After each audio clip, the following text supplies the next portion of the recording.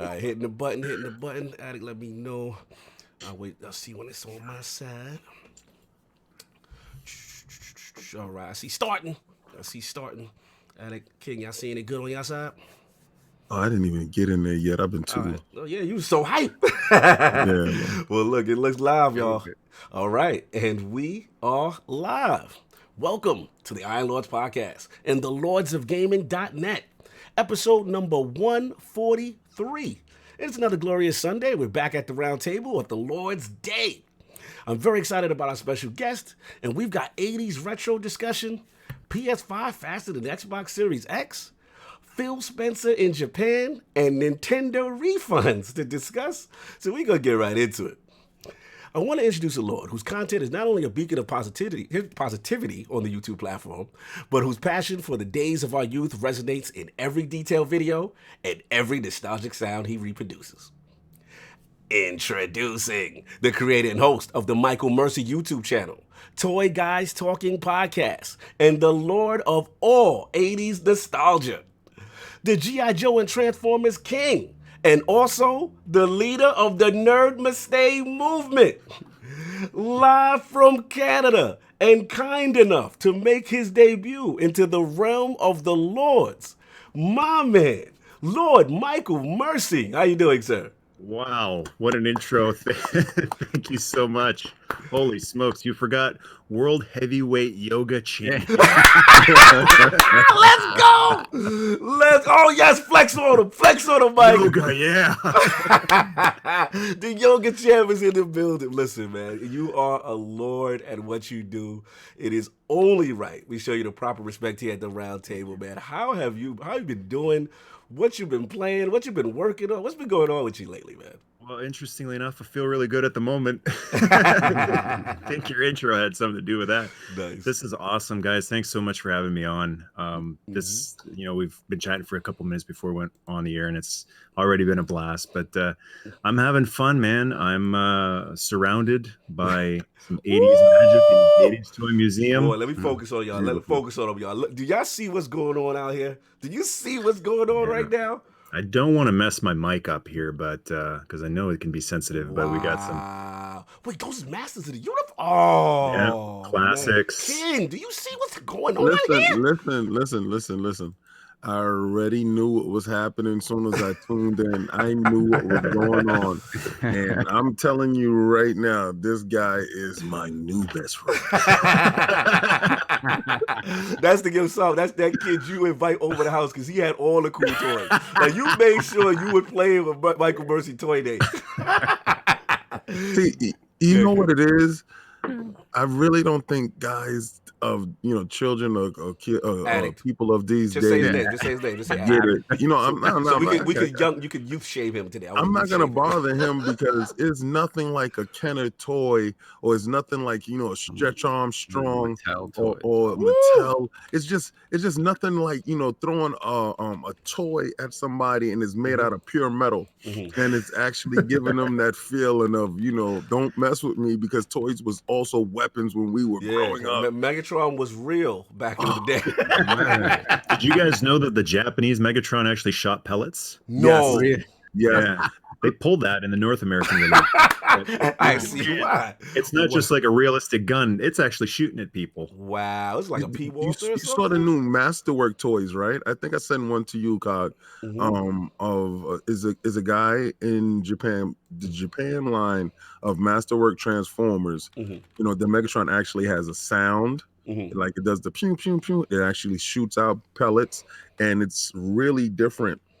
When you construct them, they really look like the cartoon, and it really has a voice. I'm Megatron. It's very nice. Nice. So I'm loving this room. We're going to get into it. We got a lot of show, and you already know we have the 4 horsemen of gaming. See the shirt, y'all? We rocking it today. Those original lords of the realm here at the round table. My co-host with the co-most, my brother from another mother, the difficult game conqueror, Lord of Reviews, and the how of the young wolf.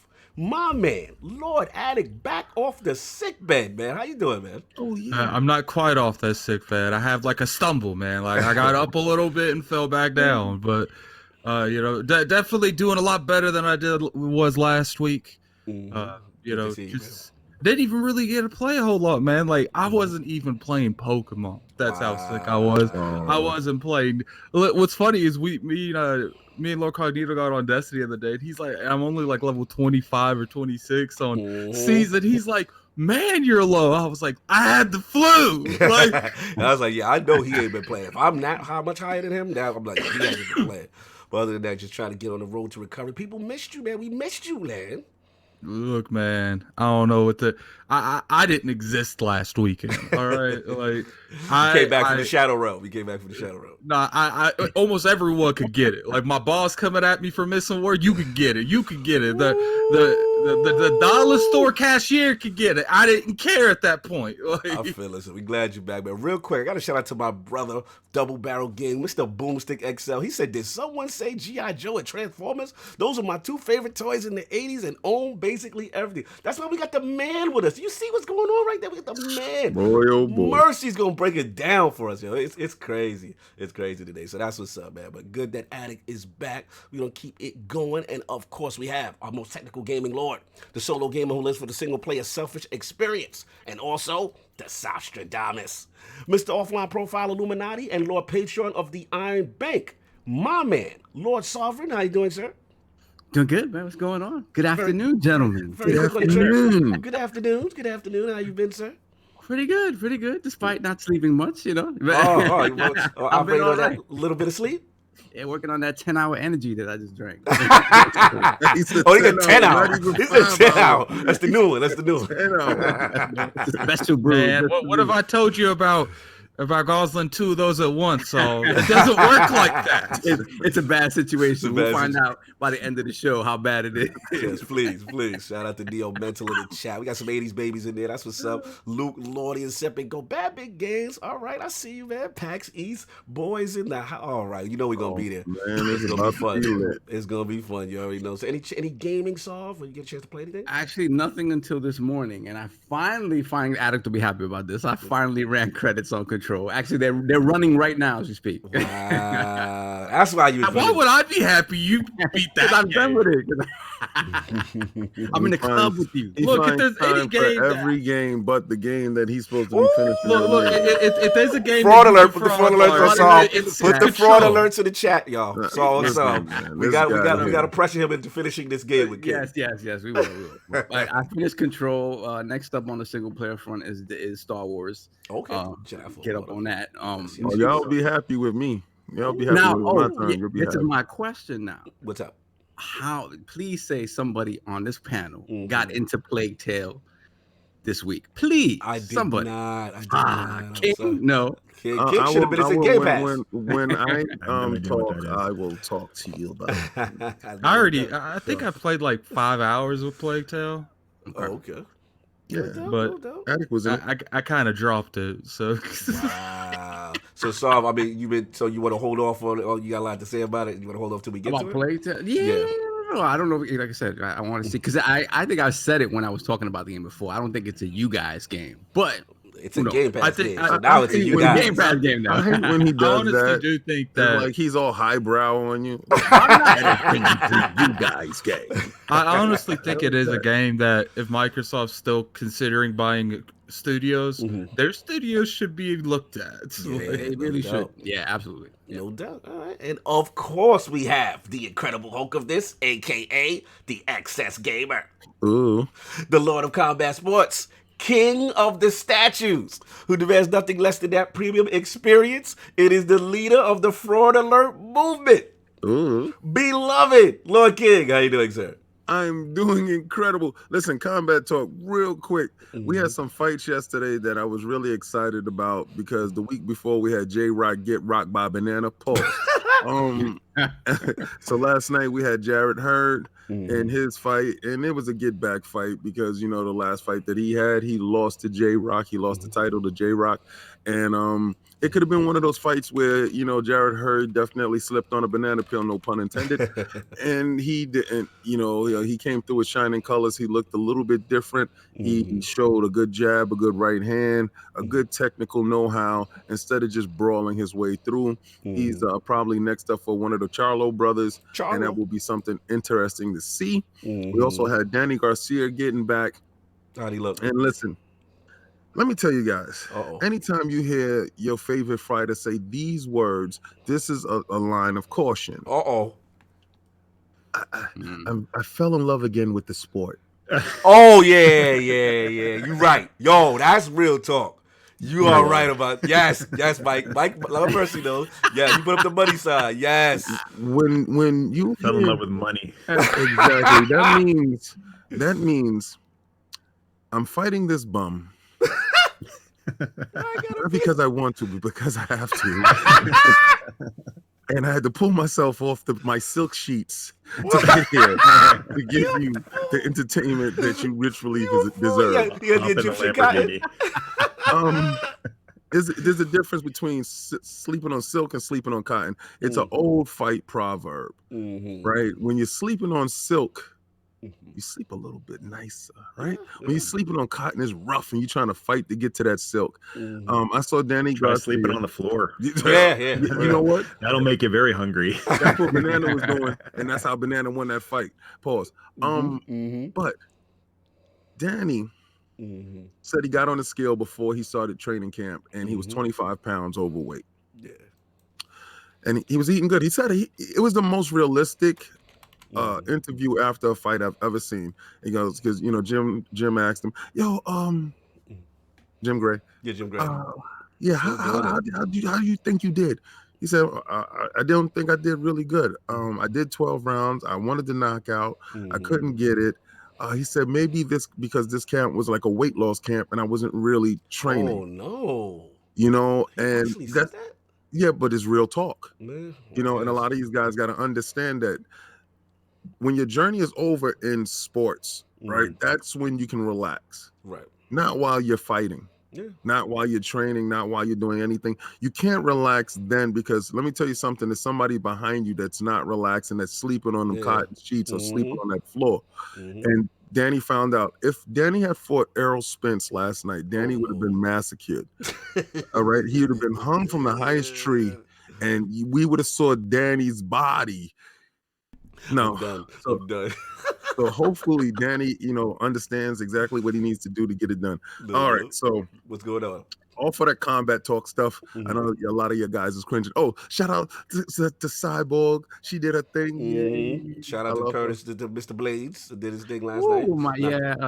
R.I.P. JDS. It's time to go. Yeah, but he was on a good run. I can't go crazy on him, but he should be getting knocked out by the wrestler. Can I ask you guys? That's what I'm saying. Did y'all think Cowboy took a dive? Because the word on the street is Cowboy took a dive for the dough. I don't think so. No, I'm just asking. That's not him. That's not him. That man has too much integrity to do that now. Okay, thank you. Because I thought I kind of really gave him the woogity. Yeah, kind of just did something we've never saw before, and people just don't want to give it up that don't like him. That's just all it is. All right, so check this out, guys. All right, so I'm in Game Pass, right? Now, anybody that's trying to shame me for investing in Game Pass, I'm not buying no games. Sorry. I know I don't care how you feel about it.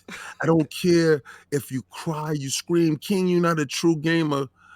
I was gaming on controllers when it was one joystick and a button. Talk about it. One what button. you need to do is just fall back. Don't even try. I'm certified. I'm OG. Woo! All right, I'm an OG. You are my junior. My son, I am your father. Woo! Talk about it, Darth. What y'all have to understand is Michael Mercy doing a voice. He doing it. Yeah, exactly. I was playing Pong before there were buttons on controllers. Talk about it. Must crush the rebels. But you guys really don't get it. The level of value that's inside Game Pass is nuts, because I can do something stupid like 1 month pay $500 for a bunch of games that came out that I'm only going to get a chance to play one, and by the time I get around to play some game, it's like $9.99 someplace in GameStop, right? No, but see what Game Pass did for me, because I played this game called Children of Morta. If you have not played this game, and if you are it's actually a really fun game. It is addict. I wanted to talk to you about it so bad, because if you like them 16-bit games, nice, the game is how a 16-bit retro game's supposed to feel in this day and age. It talks to you the whole way through. Nice. Oh, Philly Eagles agree with you. He said Children of Mortar is number 2 of 2019. Mocha Smiley said, King, I've been loving your tweets lately. The chat is about you right now, King. They love this Game Pass. Thank you so much. I've been trying to slay these dudes in these streets because it's a lot of false narratives going on because they like to tell you that Game Pass doesn't have any value. And like Sovereign said, Plague Tale is there. I downloaded Plague Tales. I downloaded this game called Invisible that I'm going to get. Indivisible. Yeah. Yeah. Oh. And it was another game there that I'm going to dive into. Yeah. But is the fact that there's so much value that I even went out and I'm not gonna front. I got my little Negro bucks. Oh my God. And I went out. I mean, listen, I'm sorry, but that's the only time I'm gonna spend money is when I get my little Negro reward bucks. Ridiculous. And I went out and I brought Star Wars. Which one, Jedi?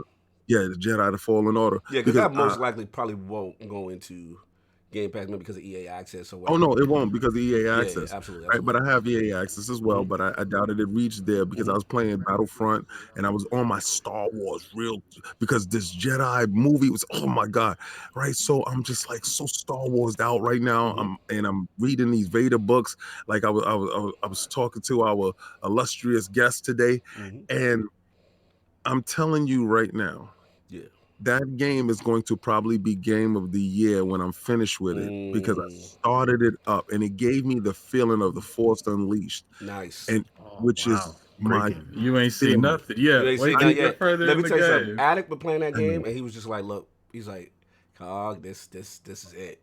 He's like, this is the people are telling me like this is arguably the best Star Wars game ever made. Like I got a question. Go for it. Yeah. How does it compare to Super Empire Strikes Back for Super Nintendo? That's the era I'm from. I know we're gonna get to that era. We're gonna get to it. See, this is where I had put Force Unleashed so high because those Super NES games captured the whole feel of Star Wars for me. But then when I got to the Force Unleashed, what it did was it changed.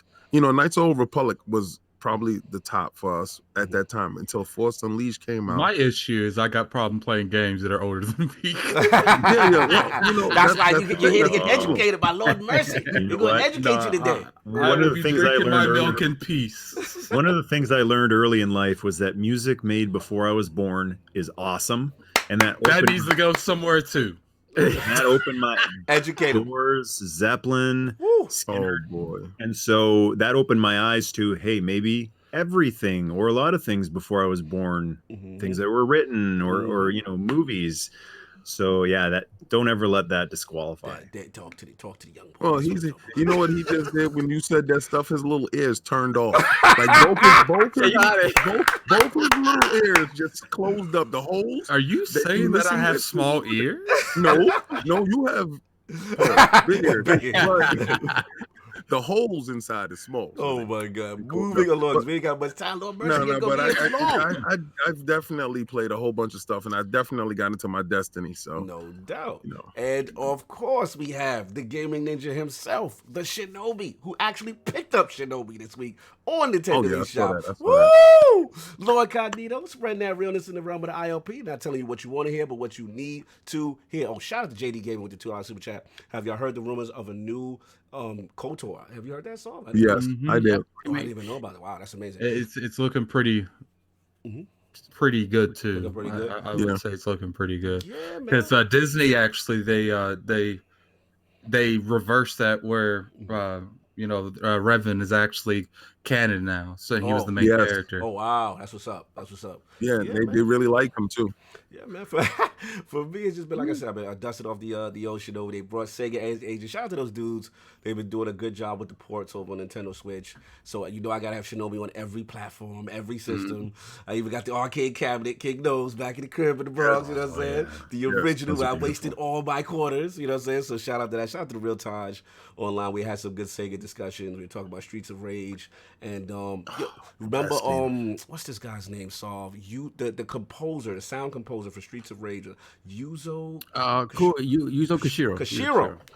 Yeah. Yo, I learned a lot about him, man. I learned a lot about him, and I know, Lord Michael Mercy, you have a great video on Streets of Rage. You've done some let's plays. We'll get into that. Yes, playthroughs for part 1 and 2. Yes. Oh yeah, And one of my favorite games ever, bro. It's crazy how well the music stands up. Yes. The music, especially in part 1. Especially in 1. I just had this argument with someone because I say, yo, low key, even though Streets of Rage 2 is the better game, 1 has the better music, in my opinion. So here's the. Yeah, I feel the same way. And then when I played 3, I was like, "Ooh, what is this?" Yeah. a couple of months ago, someone told me you got to check out this fan made thing called Streets of Rage Remake, and that's the masterpiece because they took the gameplay of 2 and 3, and they took the music of all 3 of them, but of 1, the orchestra remastered live versions of part 1. Yes. You're on the boat, but with the graphics of part 2, with the orchestra version of that. Let's go! Like, oh, yeah. Let's go! Listen, man, yo, I'm actually super hyped. I want to shout out to these guys, Dotemo, who's actually responsible for the Streets of Rage 4 that's gonna come out, who Sega has given the green light to, who they actually saw. I just found out they got Yuzo Koshiro and all the old guys that did the music involved with the project. So yeah, we're gonna speak to those guys. Yeah, we're gonna speak to those guys. We're gonna get them on. It's gonna be lit, man. I can't wait. Stitch, you're gonna stop that. Put bushes in the chat just because I said it's on the Switch. You're gonna stop that, Stitch. I see you put bushes. It's on all platforms. It's on PlayStation. It's on Xbox. So you can throw those bushes away. But yeah, that's what I've been doing. You know what I'm saying? But anyway, we got a lot of show going on, man. A lot of show going on. So now that we've gotten to what the Lords have been playing, I want to start off with Lord Michael Mercy. His video game system history, his passion for all 80s retro, and of course the journey will lead him to the amazing Michael Mercy YouTube channel. So let's start from the beginning. Let's start with some of the first video game systems you had and what got you into gaming. Well, one of the first games I ever played, like at the arcade, I didn't get to go to the arcade much, right? As a little kid, it's, parents were worried, don't go in there, you'll get into some kind of trouble. But we had like donut shops and stuff that had the table. Anyone remember the table video games? Yes. When you sit down with the glass top. The glass top and you're looking down on it. Pac-Man. So that's my first gaming experience was Pac-Man, Donkey Kong, that stuff. And then we had like at one point Pong. So it wasn't like swap different cartridges in there and play. It played one thing. That's how old school I am. Wow. My console played one game and the paddles had no buttons. Wow. Paddle, right? Yep. So then after that it was Atari 2600. 26. And that was red button. That was the one button. So many good games on that. Jungle Hunt. Remember that one? Yes. Swinging on the vines yes. And then there were bad games too that I remember fondly, like Raiders of the Lost Ark. How do you play it? Those movie license games, remember how those used to go? The bulk of my Atari 2600 library was gotten after they went under, and they were like 50 cents a pop. And I got like 100 games in one shot. I was happy though. Shout out to Cedric H with the $10 super chat, showing some love before I clock in. Thank you, brother. Much appreciated. Continue, Lord Mercy. This is good. Man, I'm remembering a lot of great games for 2600 Phoenix, where you pull back and it's a force field. Defender. Yar's Revenge with the weird lights and stuff. Good stuff. Surround. Gives you a Tron, seizure. basically. Right? Tron, yeah. Basically. So you went from 2600. Where'd you go from there?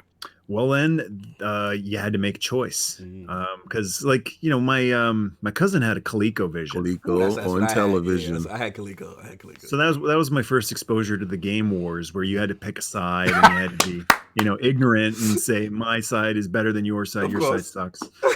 Just like the college wants today. That changed. But in that case, Atari really was better than ColecoVision. Oh, come on. Well, I had like 25 awesome games or so, and my cousin had like 2 that were like Donkey Kong and Donkey Kong Jr. Listen, They look prettier. They look prettier. Listen, man, I gotta defend Coleco. I got a fanboy a little bit. Let me fanboy. Coleco was cool, man. Listen, their Atari controller. with the phone. The controller was amazing. Like all the buttons on the control. I'm like, I got one button. Salute to Coleco for having a basically a touchpad phone with 9 buttons in the circular. You know what I loved about Coleco is all the games came with that little like a little pad that you slide into the controller, and it had a different button for different things. Mm-hmm. Yeah, it was beautiful. But yeah, by far Atari was the more popular system. I will bend the knee on that. And then there was this weird little blip that happened before the Nintendo came out and the Sega Master System. Anyone remember Atari 7800? Yes, I had that. Of course. I had Atari. I had 2600, 5200, and 7800. Yeah, so that came out, and I remember being really pumped for that. Like, oh my god, the next level of Atari evolution, and that was like okay. All the games on that were. It wasn't night and day, right? Mm-hmm. I thought they would be arcade level, but then it came time to make a decision between NES and Sega Master System, and that's where like the game wars was really people were drawing a line in the sand, and they're fist fights at school. Oh, yeah. Wait, it was getting busy in Canada like that. It was going down. Well, not really. But you're selling the story good though. Share your donuts, No. But we went with NES, and I think in the long run it was the right call because again, kind of like with Atari and Coleco, Master System, great system, but titles, it's just the titles were there in NES, exclusive. And I could talk with you 10 hours about NES. Oh man, the NES days. Hold on, Legend of Zelda, Link to the Past. Woo! All Metal Gear. Oh, Kojima, early Kojima. Let's go. Metal Gear. Yeah, and he was coherent. Stop it. Before he fell off the wagon. Stop it. It's true. It went from tactical espionage action to existential. Yeah. What? Yes. What? The Lally Lalu is when he fell off the wagon. Illuminati. Yes. I didn't. It was just a bad acid trip. Man! Shout out to Staldo with the final super chat. Attic, you need to get on Temtem. It's a Pokemon on PC. What's the new Pokemon should have been? P.S. Stitch, and I love Stitch and his Switch slander.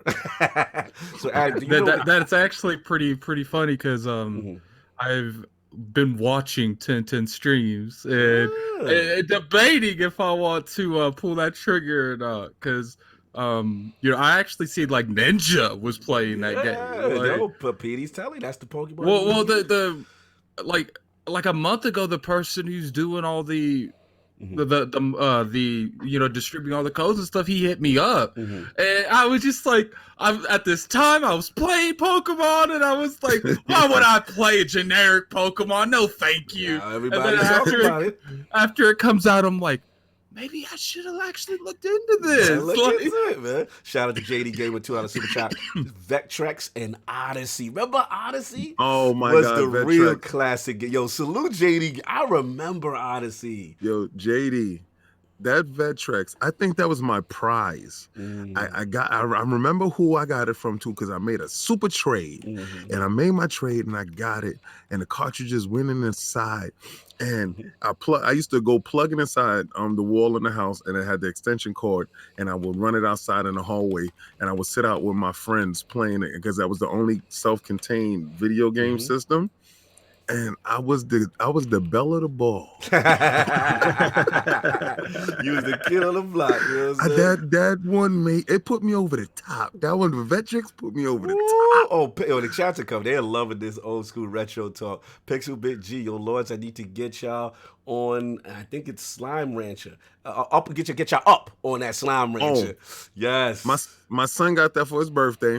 This is one of the pissed off days that I had.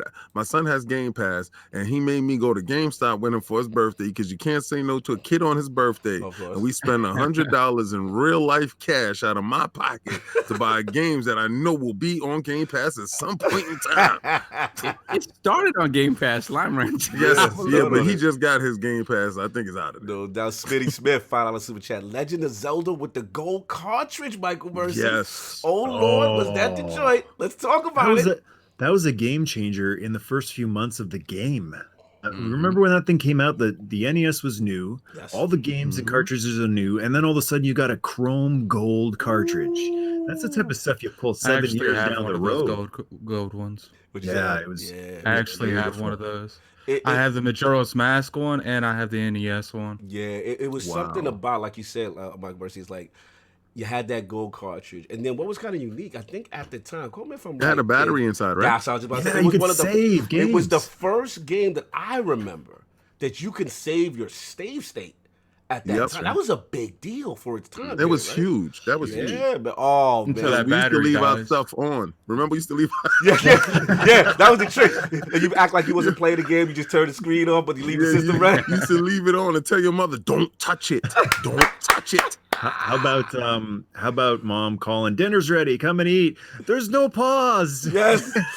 Leaving it on for days at a time. You know what's funny? When I first got Final Fantasy VIII on the PS1, I didn't have a memory card. I remember I got to it was mad far into that. And it was back in the day, like if you put a memory card in and if it didn't start with it in it, it wasn't ever going to register. Yeah, because didn't you have to like format it or something like that? Well, it's not that. It's just if you didn't start with the memory card in the console, it didn't recognize it. So I had to start that whole game over again. God, you don't remember when I brought my PlayStation, the first one, the Japanese import, remember, because it came out months before, and he was selling the memory cards. I think it was like $500. Yeah, we was like, we don't need that. We don't need remember that? Yo. I couldn't tell my game more. That's what made Xbox so memorable. The original Xbox, because it had a hard drive built into that it was already. Revolutionary at the time. Yo, shout out to 108 Dragon TV, the block bro in the building. What's good? Hey, Cog, I feel like Verizon. Can you hear me now? And King David, you stopping me from getting my Steven Spielberg on. Facts. Great show, brothers. I know 108. We've been playing phone tag. I got you, bro. I got you. We will definitely get that going. But we got to continue with Lord Michael Mercy, going through the history. We got to the NES. Now, up until that point, did you keep going, or where was your game history after that point?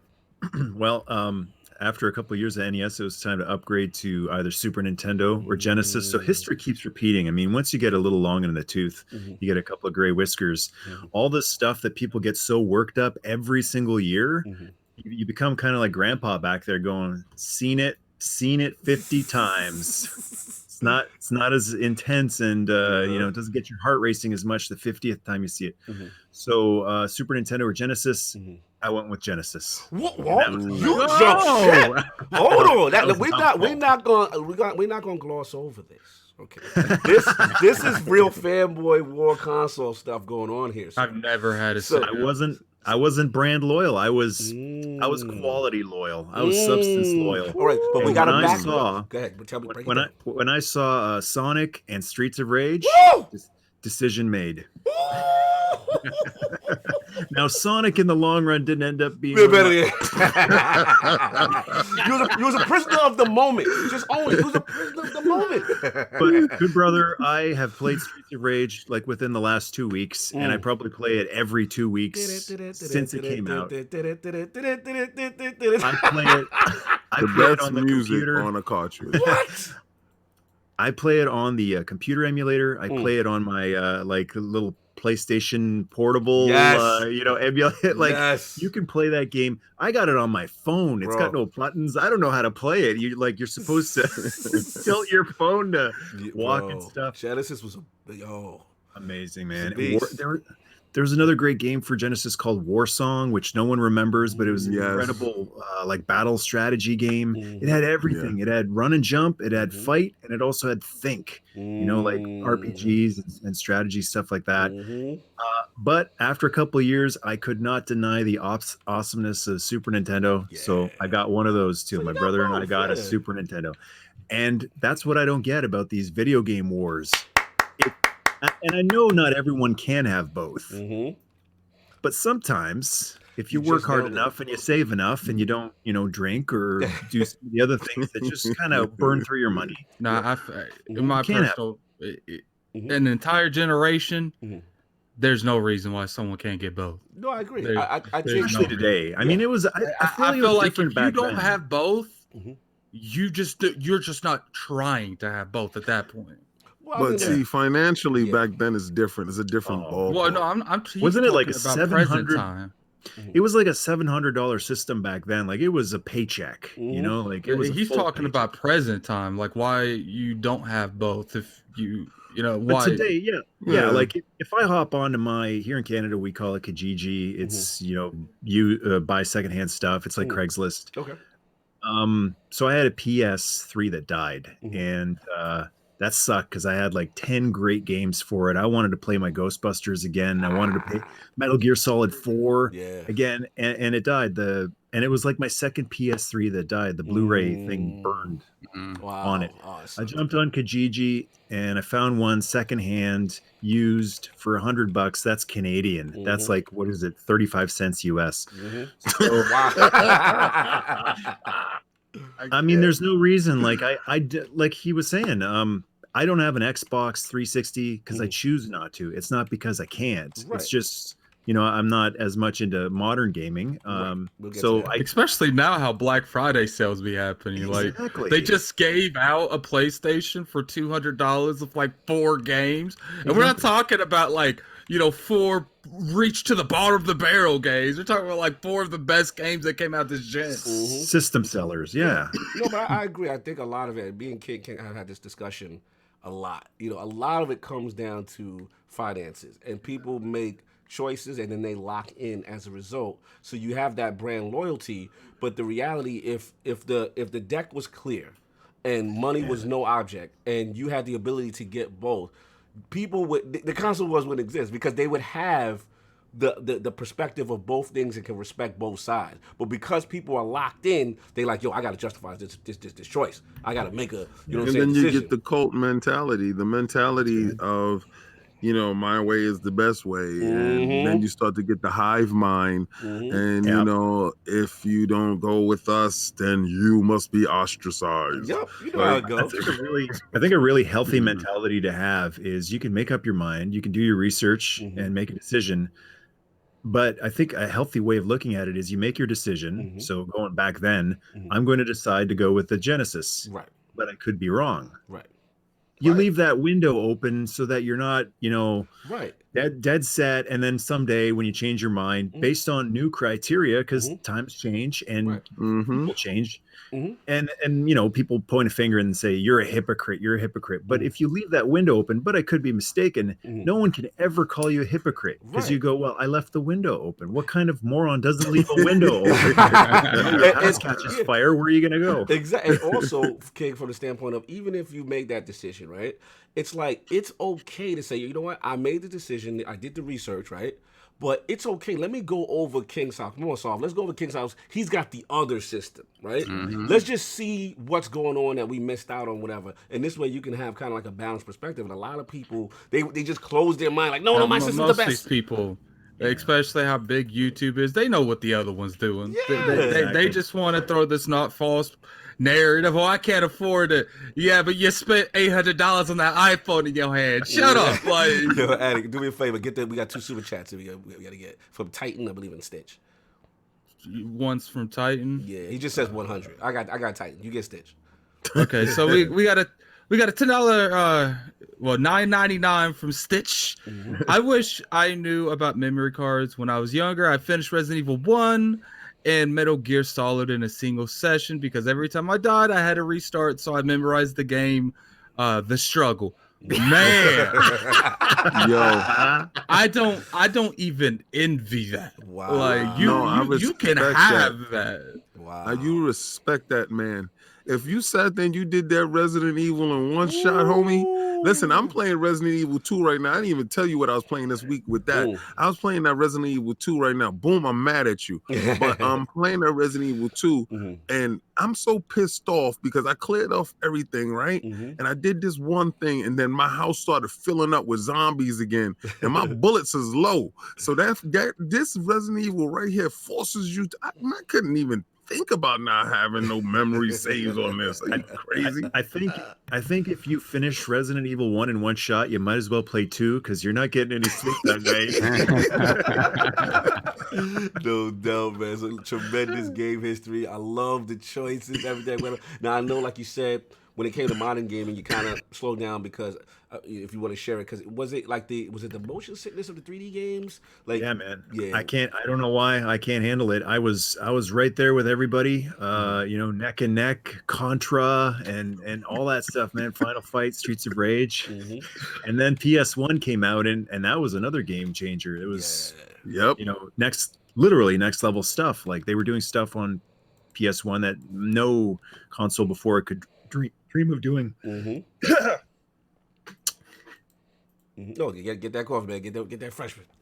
That's right. Get that refresh. So and I started to play those first person shooters and stuff, and I'm like, kind of affected you. Everyone's having fun, and I'm like, oh, I need to go to the bathroom. Hang on. And then I come back, and I'm like, the room is spinning, and I'm like, wow. But I want to have fun, right? This stuff is amazing, and like despite how I'm feeling, I'm realizing, oh, this is great, and I'm like, oh my God, I gotta lay down, and I'm a kid, right? I'm like, why am I feeling like this? Wow. So I don't know why, but I can handle it in small doses. And depending on the game, maybe it has something to do with frame rate and stuff. Because Mad Max, I played that thing all the way through, and it was pretty good with that. Like I did, Have you played VR at all? No, I haven't checked that out. Do not try VR. I wouldn't throw him in VR. Listen. The hell with what they're saying. You still want Michael Mercy to die. Damn it to hell, jump all the way in. Listen. What it is, you want to get that stuff on eBay after you pass away. Listen, just get the top shelf one, get the vibe, right? And just sit there and immerse yourself. Listen, and just have a bucket. If you're going to chuck it, have a bucket. Great. You know what? Kind of VR have the bucket to chuck it, man. Here's an idea for a VR game. So you put the thing on, you're sitting in a room, there's a bucket beside you. There you go. And you grab the bucket. And so in real life, you have a bucket too. So it's kind of like, You never forget the buckets there. Fantasy imitating reality. Oh my God. Too funny. Yes. So there's some PS1 games that I can like Metal Gear Solid. I didn't have any problem because that's like a traditional over the head type of game, and that's one of the greatest games of all time. I put that right up there. Streets of Rage. That was like, this is a movie. I'm getting to play a movie. Like what is this? And in other games, like in computer games, which we haven't talked about either, there'd be like cutscenes, and sometimes you could feel like, yawn, I want to play a game, I don't want to watch a game. But when it came to Metal Gear Solid, I was like, I got to get over with this, let's get this over with, this shooting and jumping. So you get back to I want to watch the story. The movie. Kojima was in his bag, man. Definitely cinematic storytelling. He definitely changed the game. We can't take that away from him. In his early stages, what he was doing with Konami and those Metal Gear games was tremendous, man. Then he made Death Stranding. Oh, no, you know what it is? I think PlayStation allowed a different level of expression that developers weren't able to achieve prior to the PlayStation coming out. I think Konami made this dude go on regular checkups.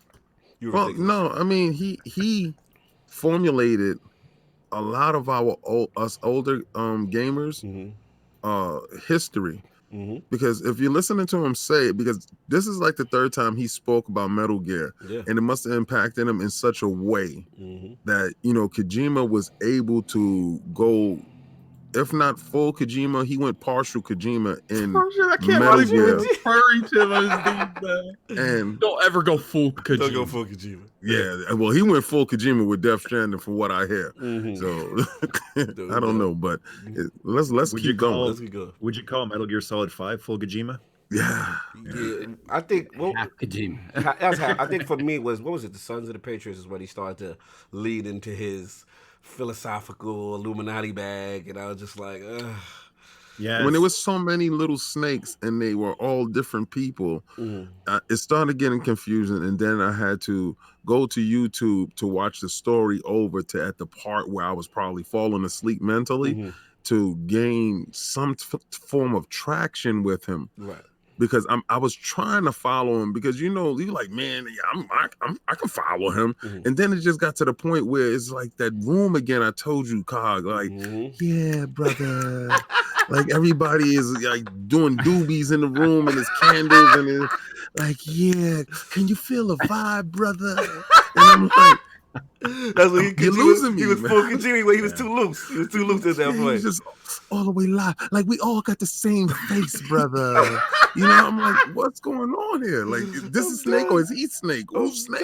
I'm done. Yeah, he definitely lost some people at that point. I mean, we can't take away his early contributions, though. Like, he definitely changed the game a lot of ways. Just real quick, Lord Mercy, I wanted to ask you, I know you briefly talked about the arcade. I just want to skip over it. Like, did you have any experience? Like, I know you said that your parents didn't like you to go, but did you have any experience at all going or trying to, get some of that experience? Big time. Like, eventually when I got a little bit older, I could go, but I didn't have a lot of dough, so I did a lot of watching. It was kind of like the arcade for me was like Toys R Us. Yes. And I didn't have an issue with just kind of standing and watching over someone's shoulder, because I mean, if I had the choice of wasting a quarter and getting destroyed in a video game in 20 seconds. Dragon's Quest. What was it called again? Oh yeah. You talking about the one that looked like Dragon's Lair. The one that looks like a movie, like a cartoon. Yeah, the one you don't play, the one that plays you. Yes, Mr. Ha.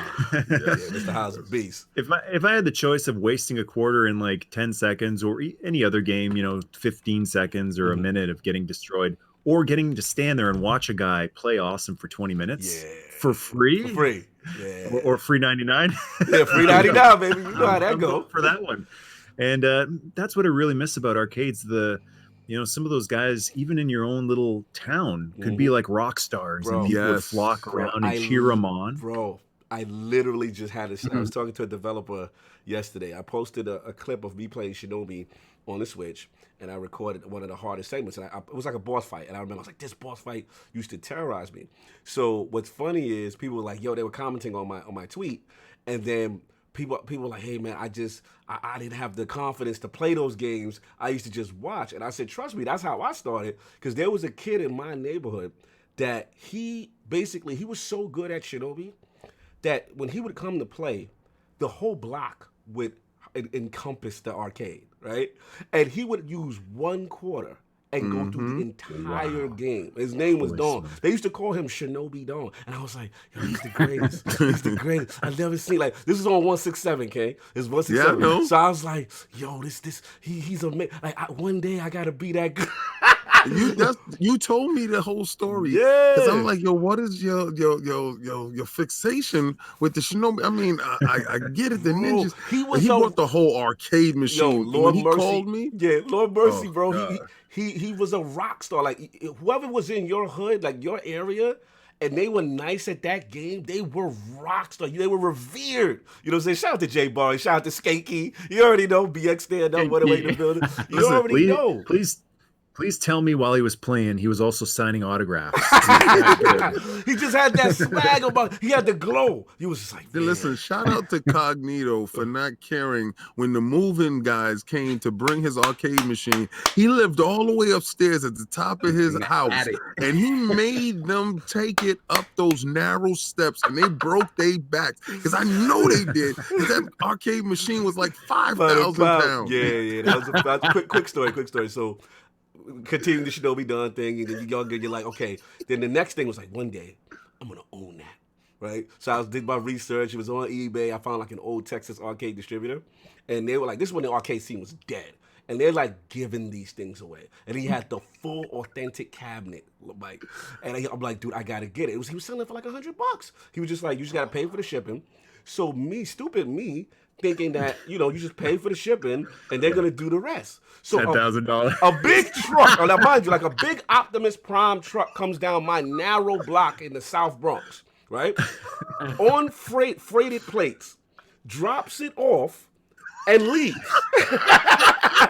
So I said, what are you doing? You got to get this up the steps. They're like, no, brother, our job is done. We just the freight shippers. So I said, oh, no. So then I had to call moving guys. And I'm like, look, I got an arcade unit. I'm on the 4th floor of this building. Like, and there's no elevator. So I'm like... So it's a lobby game now, right? Bro. I'm like, bro, you got. So they got the 2 most biggest guys, and this is when I was small Cognito. This is skinny Cognito. I wasn't lifting anything back then, and they got these dudes to lift it up, man. 4 flights. I had to pay those guys like $200, man. I felt so bad. You should have paid them in video games. You can come over and play anytime you want. It became the most expensive endeavor ever. It was classic, man. It was classic. But I had to tell how much was the shipping though? Because I had to be more than the game. The shipping was about at least 300. Oh. Yeah, the game was only 100. The shipping was like, because they were shipping it from Texas, and they had to put it on with those freight plates. Yeah, good. You had to see it. You had to see the pallet outside the house. It was a pallet. Yeah, I didn't see it. I was at work. I didn't see it until it was upstairs. I didn't see the whole odyssey getting it upstairs. Yeah, because I had to call King and I had to call Mr. High. I was like, yo, I got to guard this. Nobody can run off with this. He thought on this earth that me and High was going to get that up through stuff. God in them. Listen, Mr. Murphy, I'm sorry. But I know when Mortal Kombat came to your town, because everybody has that story. When you went to the arcade and saw Mortal Kombat, the first one, for the first time, could you please walk me through your experience with this? Because it sent a chill up my spine. I saw true horror in my eyes the first time I saw it. My question to you was, what was your experience with the phenom of Mortal Kombat? You know that song, is it a song, The End of Innocence? That's when it got real for you. Because man, games were fun, colorful, basically cartoons that you could play, and then Mortal Kombat, and then the guy pulling the heart out, and the guy yanking the spine out, finish him, and the guy falling on the spikes, and it was a blast. But deep down, I knew something has changed here. We have been going this way, and we just did this. It was different. It was different. 2020, here we are. I know. Now it's tame now. How crazy is that? Oh my God! Look, we can go on with the arcade story. I gotta get us moving because man, we'll be in memory lane for so long. But I had to get going, and I want to talk about obviously what you're known for, which is everything 80's retro. 80s. Oh, I thought you were going to say eating. That's what I'm known for in my house. Don't be eating up I'm like food. Unicron over here. Shout out to Unicron, the planet eater. But everything, and the thing that's so cool is like, again, looking behind you, that amazing toy collection. We're seeing stuff from our youth, the G.I. Joes, the Transformers, and all that. Like, what inspired that toy collection, and then obviously your channel? Well, I was really into toys when I was a kid. I got as many as I could. We were on a tight budget, so I've always tried to get a lot of bang for my buck, going right back to deciding which G.I. Joe am I going to get. So looking at the Joes, and I'm like, man, they all look so cool. You know, Stalker was awesome. Loved his outfit, but he had one gun. Yeah. Right? And his helmet didn't come off. He had a cool beret, but I wanted like accessories. So I'm like, you know, next time, baby, I'll get you next time. I went with Breaker because backpack, helmet, the thing on the helmet, and Yeah, got as many Joes as I could. Transformers were really expensive back then. Expensive, so you couldn't have a lot of them. They were like a special birthday or Christmas gift. Yes. And then like most people, like as I got older, that stuff goes in a box, or it goes to kids of friends, or your dad's friends, mom's friends, kids, and it just went in a box for a while. But there was always a couple that I held on to because like even when you're young, you can have a little bit of nostalgia for like 5 years ago or 10 years ago. I think it's hilarious when I see young people have nostalgia for something 2 years ago. Like they see an old post, it reminds them of a post from 6 months ago, and they're like, man, those were the good old days. Those are the good old days. Before all, before life got, serious. But I held on to Snake Eyes. I held on to Storm Shadow. Yes, bro, I gotta thank you for that. Like you were talking to the DLs for so long. We tried to figure out that Patreon special mission, and you did the two that I wanted to do. You did already in such a phenomenal job, which was the Devastator, which is my favorite Transformer, and then the Megatron. I still got to do G1 Devastator. We still got to do G1 Devastator. Still coming. But I said, you know what? I never had anyone really take a deep dive with Storm Shadow. You know what I'm saying? Me being a gaming ninja. I said, you know what? That'd be actually cool. And we talked about it. And bro, you did such a tremendous job. You taught me things I didn't know about the character. That's how extensive it was. And then again, the little nuances, the sound cues, the sayings that he has, and you know what I mean? Like we are now even. And it was just amazing, bro. Like you killed it. You killed it. And I want to shout you out on that because the care that you do with your video. This is why people don't understand how beloved you are. The care that you take, the intricacy, the time, it is so thought out, and the research done, man. Tremendous job. So when the Iron Lord salute you, we gotta do an official nerd mistake on camera. You know what I'm saying? My man, Lord Michael Mercy on that one. Thank you, brother. That was tremendous. Thank you, guys. I thank you for that request. And I never know how a video is going to turn out when I do it. I liked Storm Shadow a lot before I did that one. But when I was done, I was like, I love Storm Shadow a lot. I learned a lot doing that too. Because I dive into the well and I go, let's see how deep it is. Sometimes it's, not that deep. Sometimes it's pretty deep, and sometimes it's endless. Yeah. And when I got to the second Storm Shadow figure, I decided this video isn't the history of Storm Shadow. This is 80's edition history of Storm Shadow.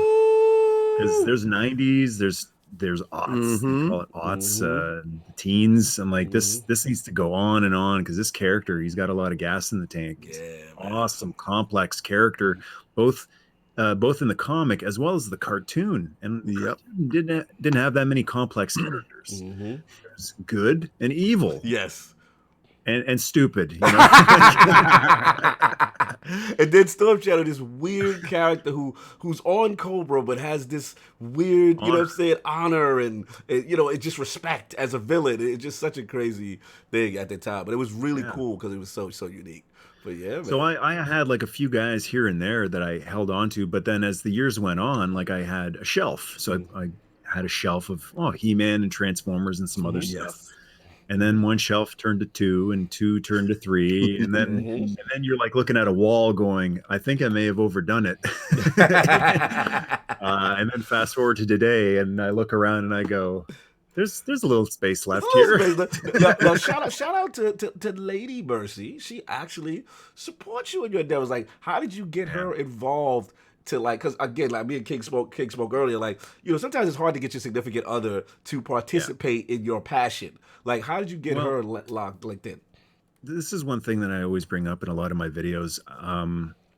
The truth is, I wouldn't be with her if she wasn't like that. It's a fact. I made my choice. That's I made my choice before we got married, and I think everybody needs to do that. And I've heard the stories of people going, my girlfriend, my wife, my husband, whatever, boyfriend, they won't put up with it. They don't get it. They don't like it. They tolerate it. And everyone, I'm always saying, to each his own, to each her own. Do what makes you happy. Do what feels right to you.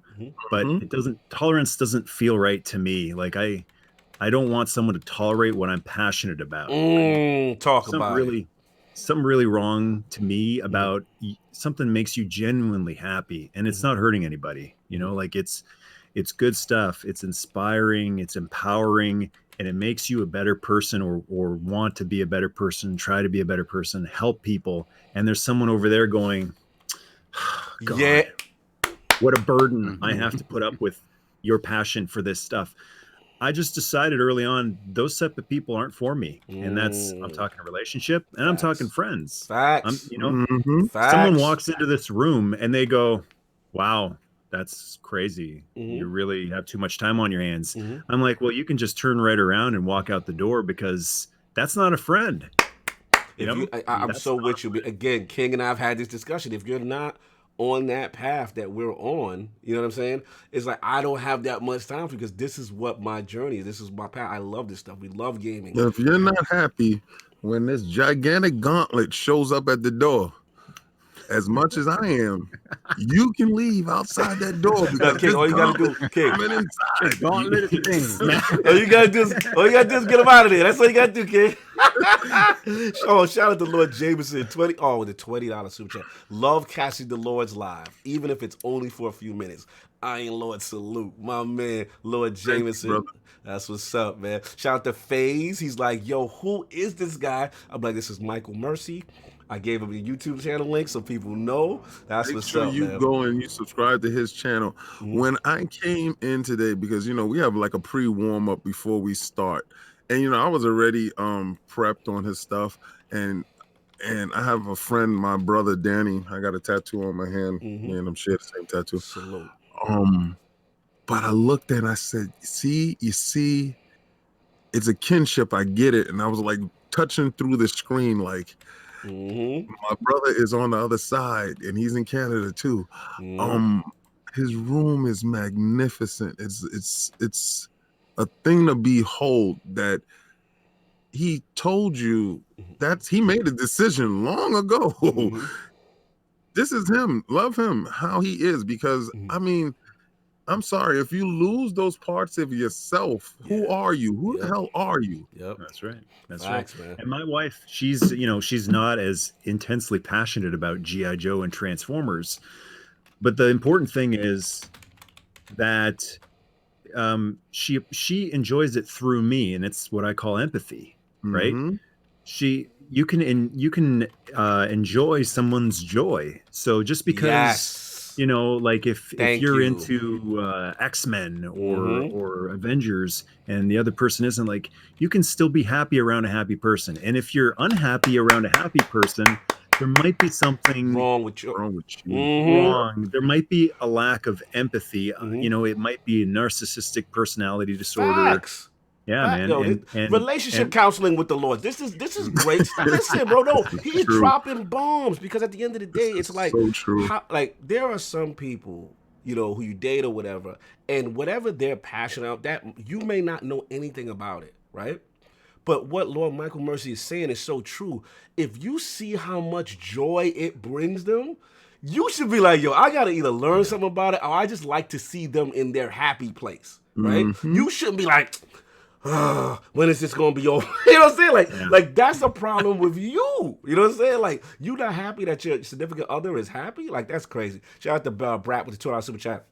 He is dropping knowledge. He is, man. We got to get him some counseling. He had another one, but another one. Oh yeah, Preach King. Yeah, Preach King. Oh yeah. I just want to acknowledge the fact that rap is, you know. And here's where it can go too, because it goes both ways. When I met my wife, she was a huge Star Trek fan. I was like, Trek's okay. I wasn't crazy about it, but because she respects the things that I'm passionate about. It goes both ways. Facts. You give what you get, and you get what you give. So I would sit down and we'd watch Trek together. We went through all of Voyager, and I started to really like Star Trek. Went through all of TNG, and I started to really love Star Trek. Dope. And now we together love Star Trek. I didn't love Star Trek. Wow. I love it because of her. That's fine. So that's why we do the Trek stuff on the channel too. Yeah. And that's where it can go. Like, if someone gives you the respect, you give it back, and everybody wins, because she's learned so much about all the stuff that I'm into, and I've learned so much about all the stuff that she's into. Isn't that what being a human being is about? Yep. It's about enjoying more instead of just crossing your arms and going, no, I'm done. I made up my mind, and this is all that I'll ever need. Yo, they are killing us. They're calling us the Iron Love Podcast. They said relationship with the Lords. They were like love hour with the Lord. We dropping relationship bombs in here, y'all. That's right. It might be useful someday. It is. It is. That is. If you ain't listening now, you're gonna be listening later. Trust me, this podcast is gonna do numbers. You already know, man. Salute, man. This is. But I got one more quote I want to share here. Please It's do. you know, I use it all the time. It's by a dude named Albert Hubbard, and when I heard this, light went off in my head because it applied to so much stuff in my life. I've used it for 15 years now, and it's awesome. He said, "Never explain. Your friends don't need it, and your enemies won't believe you anyway." So when our good brother there was explaining about Game Pass and the people not getting it, don't explain. You put your hands up, you put your feet up, and you wait and you watch and you go, let's see if I need to explain, if you get it or if you don't get it. The people who don't get it, they're not your friends. Why bother? Why bother trying to win them over? Because even if it seems like you do, you think in the long run those people have your back the next time there's something that needs an explanation? Real talk. Real talk. Yo, Lord have mercy. That's what I'm calling you now. Lord have mercy, dropping knowledge today. Oh man, this is fantastic. Real quick question, just two more, then we wrap. But I had to ask you again with the special missions. You have a tremendous Patreon tribe. These tremendous individualized videos that you do for people. Like I call you the cool kid on the block that everybody wants to play toys with. That's what I call you. You're the kid that everyone wanted to grow up with. Which is hilarious because I had barely any toys when I was growing up. I was at other people's houses. Listen, but I could tell you was having fun. I could tell. Oh, yeah. So, like, what is the inspiration for you as far as just being so accurate? You know what I'm saying? Like, doing that research. Like, what gets you into that zone? It just feels like this material deserves it. You know, to use Storm Shadow as an example, when I started doing the research, which, you know, it's such a clinical word for something that was actually really a lot of fun and enjoyable to read about and learn about the character. So we're talking about the writing that Larry Hama put into the comic. He created the character, the history, the personality of him. And then we go to the cartoon, totally different team, but they also looked at him and went, this is a deep, important, special character. This isn't just one of the Deke G.I. Joe guys who are like, come on, Joes, we got to save the day. Like, really special character. And then you look at the sculpting on the figure, and that's not a guy just doing that in 2 hours and he's done. Gonna go have lunch. A lot of effort and artistry went into all of the Storm Shadow figures. I can't look at all of this creativity and respect that went into it and go, I'm gonna bang this out in an hour. No, it deserves more. And I just, you know, I like to, you know, live my life in the you get what you give and you give what you get. It doesn't often work out that way. But in the things that I have power in, that character had a lot of love and a lot of, you know, it was a job for a lot of people, but you can't deny there was a lot of passion that went into it too. Absolutely. People cared. People who created Storm Shadow cared, and people who created Optimus cared. Oh, yeah. Shout out to Peter Cullen, them dudes. Shout out to all them guys. All those He-Man, Lion-O, Brave Star. They cared. It deserves the time and the effort, and so I'll give it my time and my effort. Tremendous, man. This is amazing. We can go on. I got two more and then we're done. How do you feel about Stranger Things? Have you watched Stranger Things on Netflix? And if you have, I know you're sensitive with 80s nostalgia. So does it pass the test, or is it like not so much? Well, here's how well it passes the test. Okay. A lot of this, the YouTube channel, thanks to Stranger Things. Really? Wow. There you go. I knew that was a fun, happy time. But when I watched Stranger Things, that's when I went, this is so different. Why does this feel so different? Why is this so awesome, so good? what are they doing different than every other movie and TV show that's doing a period piece? You know, like we look at that 70s show is a fun show, but it doesn't like make you, oh man, you know, the old good. It's just a fun show. But Stranger Things, I went, this looks and moves and feels and smells and sounds. Is this lost? Yes. Like, did they make this in the 80s and someone misplaced it? Yes. And left it in the back of his van by accident, and 30 years later they found it. Like, this is too authentic to have been made now. None of the stuff they do today, the little checklists they keep, the corporate checklist, we have to have this type of character, we have to have this type of situation, you know, we need to hit this demographic. Stranger, the first season, I like the second and third ones too, but the first season was like, this is so authentic. There's been no corporate meddling or anything. Yes. Bro. And I was like, that's what really made me go, I want more, but there is no more. There's nothing today that's like this. So then I put in the A-Team. And then, yeah, man. And then I put in MacGyver. Let's and then go. I put in all those old shows, and I was like, Knight Rider. Where that Knight Rider and that Street Hawk. Street Hawk. I remember the music, y'all. Airwolf. Yeah. Airwolf. All those old shows. Oh my god. Here's one no one remembers, but it's awesome. You got to check it out. Hardcastle and McCormick. Of course. Drive. Right? So wait, educate me, Sav. I don't know this one.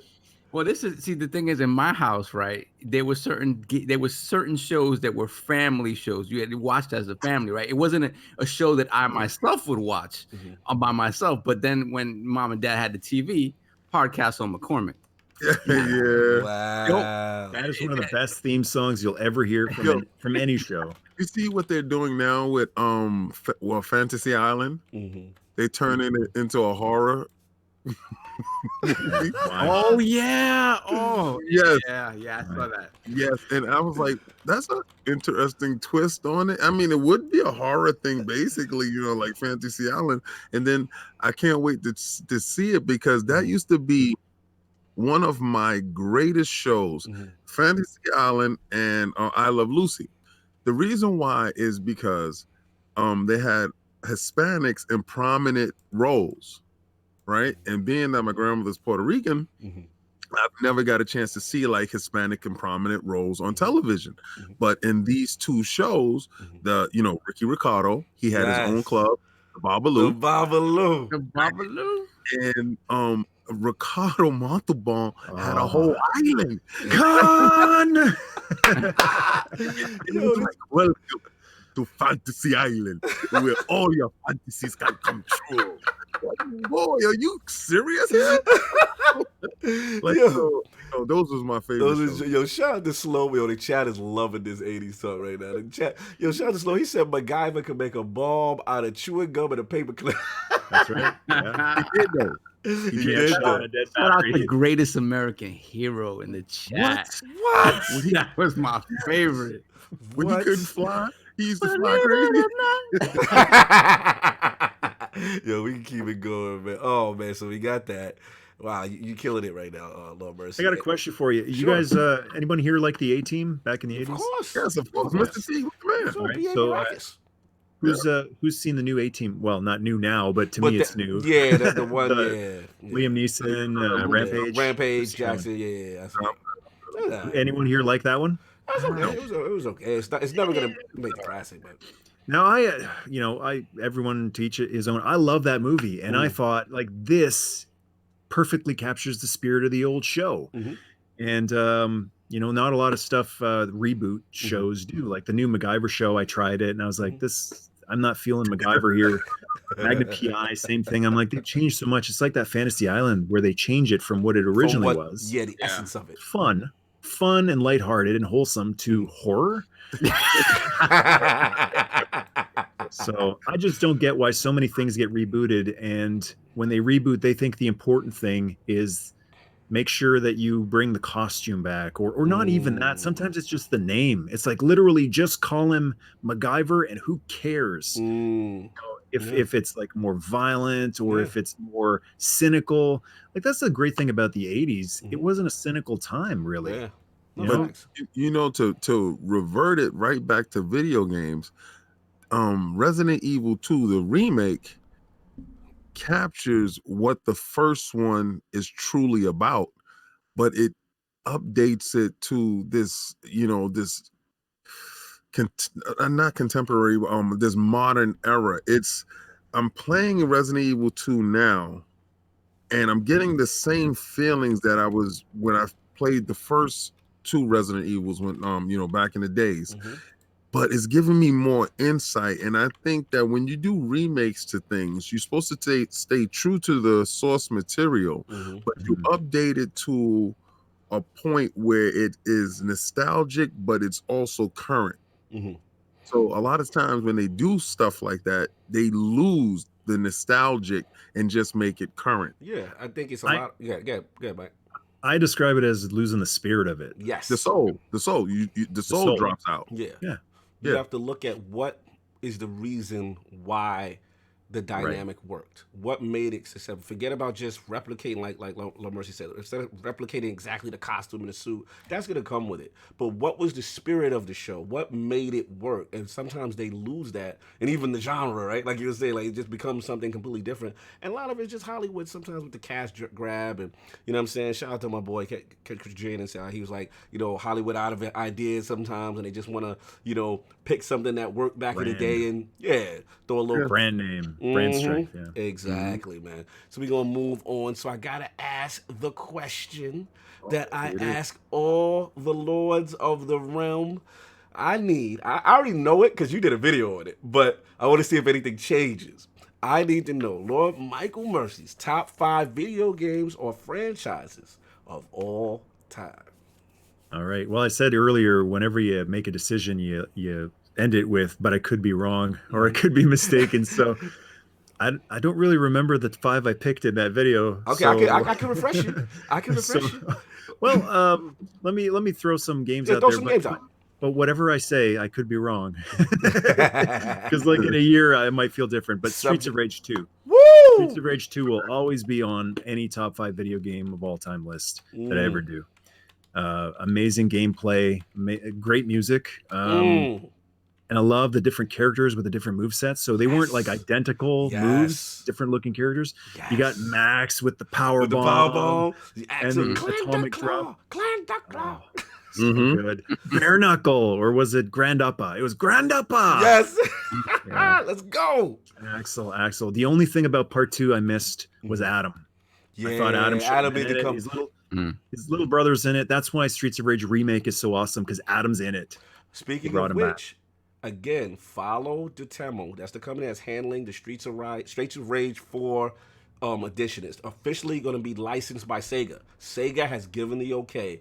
Adam's in it, man. And they have a cel-shaded art. It looks phenomenal with the retro. Yep. And I told you, Yuzo Koshiro, he's doing the music. They've got the original Streets of Rage 2 team in it. It's going to be phenomenal, man. They're really paying homage. When Sega gives you the okay, that's a big deal. So keep an eye on that, man. Touch me on that. Yeah, so continue. Yeah, looking forward to Adam's uppercut and spin kick. Yes. Kick a guy right off the screen. With the long foot. The foot was super long with that kick, that combo. Oh, that's awesome. What else you got? Metal Gear Solid 1 for PS1. Game changer there. One of the best movies I've ever seen. And it's cool that I got to play that movie. Yeah, now I'm blanking on what was on my list, but you got 2 already. So the 2 that you got, you said, like I said, the Streets of Rage, that was on your list. Streets of Rage 2. Okay. You got the Metal Gear Solid 1. Now you had for Super NES, you had that Star Wars. Super Star Wars. Yes. I think I said Empire. Yes. Was it? Yeah, absolutely. Yeah, Super Empire Strikes Back. I love the first one, and then the second one was just better. Yes. Better graphics, more stuff to do. The Force powers was a huge one. You can block with the lightsaber now, like in the movie. You can fly in the Falcon. Man, that as a vintage Star Wars fan, that's a dream come true. And then Super Return of the Jedi was great too, but I felt like it was more of staying level than going up like Empire did.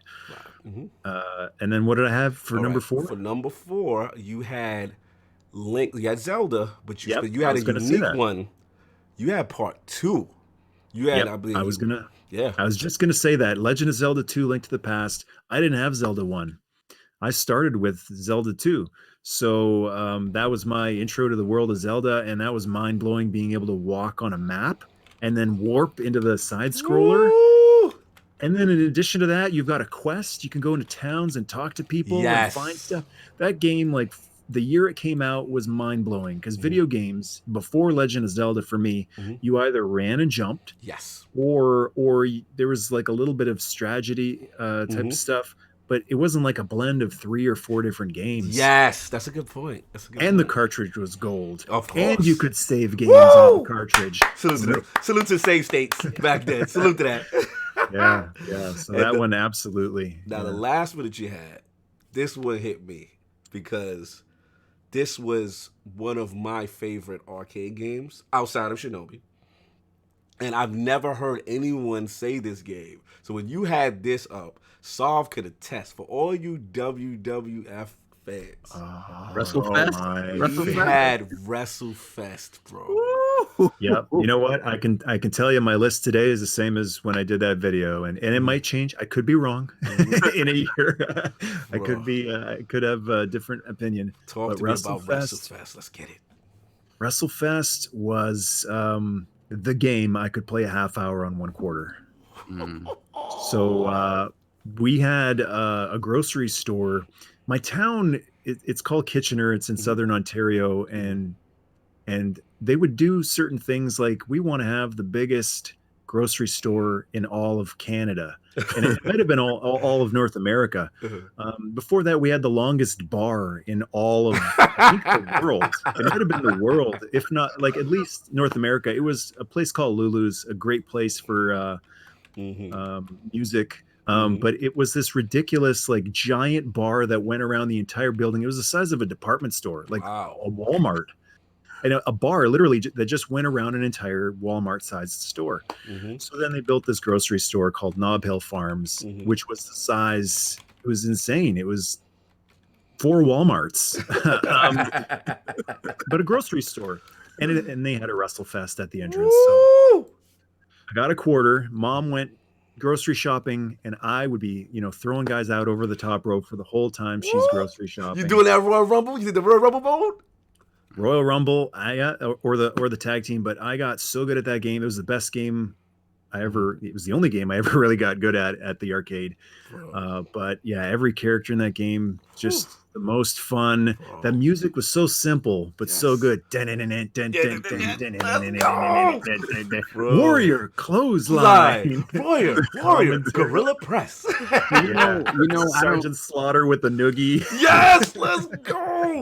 I don't know if you guys are aware. There's like a spiritual successor / sequel coming out this year, apparently. Really? No way. It's called Retromania. I saw this months ago. Awesome. So it seems I don't know if they're gonna have their actual names, but so far 2 of the characters I've seen are both Road Warriors, right? Yes. So it's called Retromania. I believe it includes it's by some of the people who made the original. But yeah, because we know. Did you ever play? It was in 2012. They had like an iOS version of, and they added stuff to it. It was pretty, but it was iOS. It was It's for your phone, right? Yeah.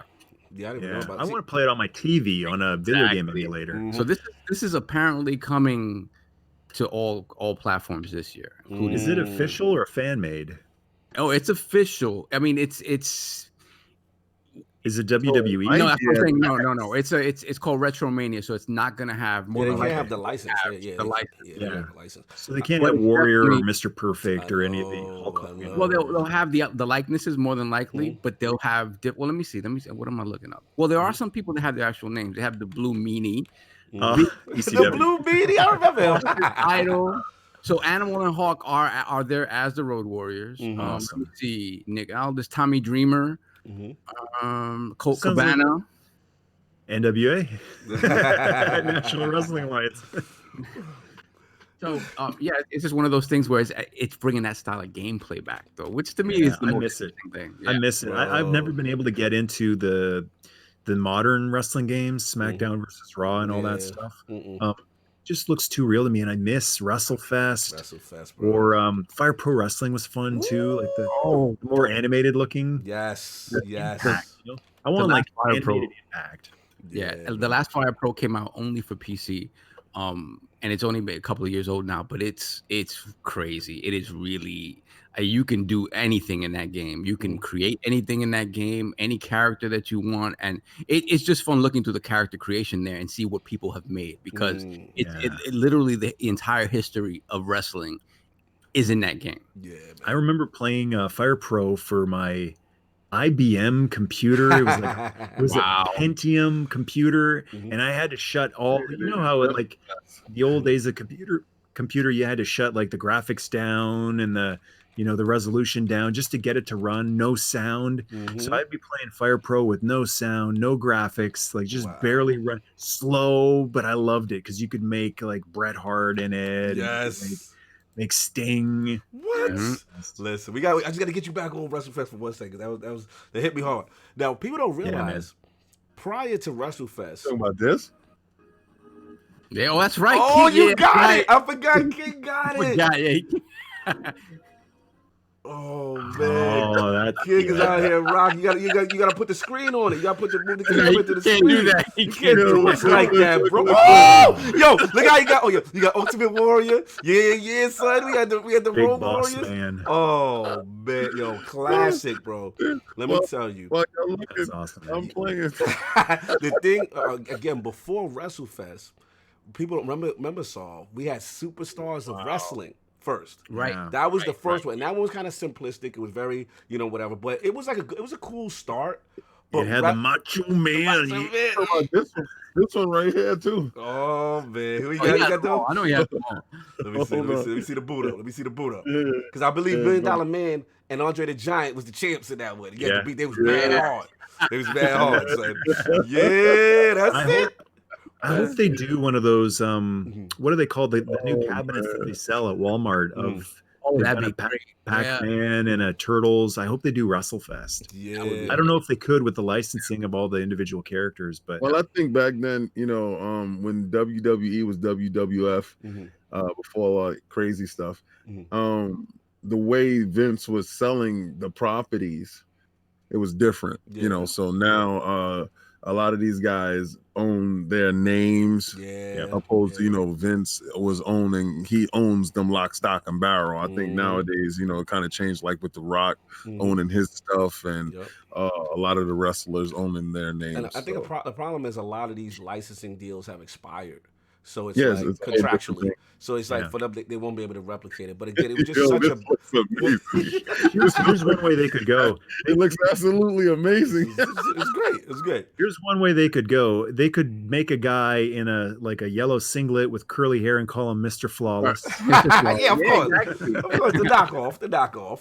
But listen, listen. For me, it's nothing going to change because I was such an Ultimate Warrior fanboy, and those are the only two games he really appeared in. And then WrestleFest graphically took it to the next level. Yeah, the face paint, the thing. I was just like, let's go. So it was truly, it was. And impact, like when he hit the ropes and you heard that smack when he does the splash. Oh man, such a classic. I saw your video. I gotta go play that game on my emulator after we're done here. That's what I'm talking about. I saw your video, man. And the one thing I don't get is, like, in this day and age with all this amazing technology, how can we not play WrestleFest with each other over the internet? Over the internet. Well, we could. Outrage. It's an outrage. Can we? Yes, King. We know about your ways. So we can do it, but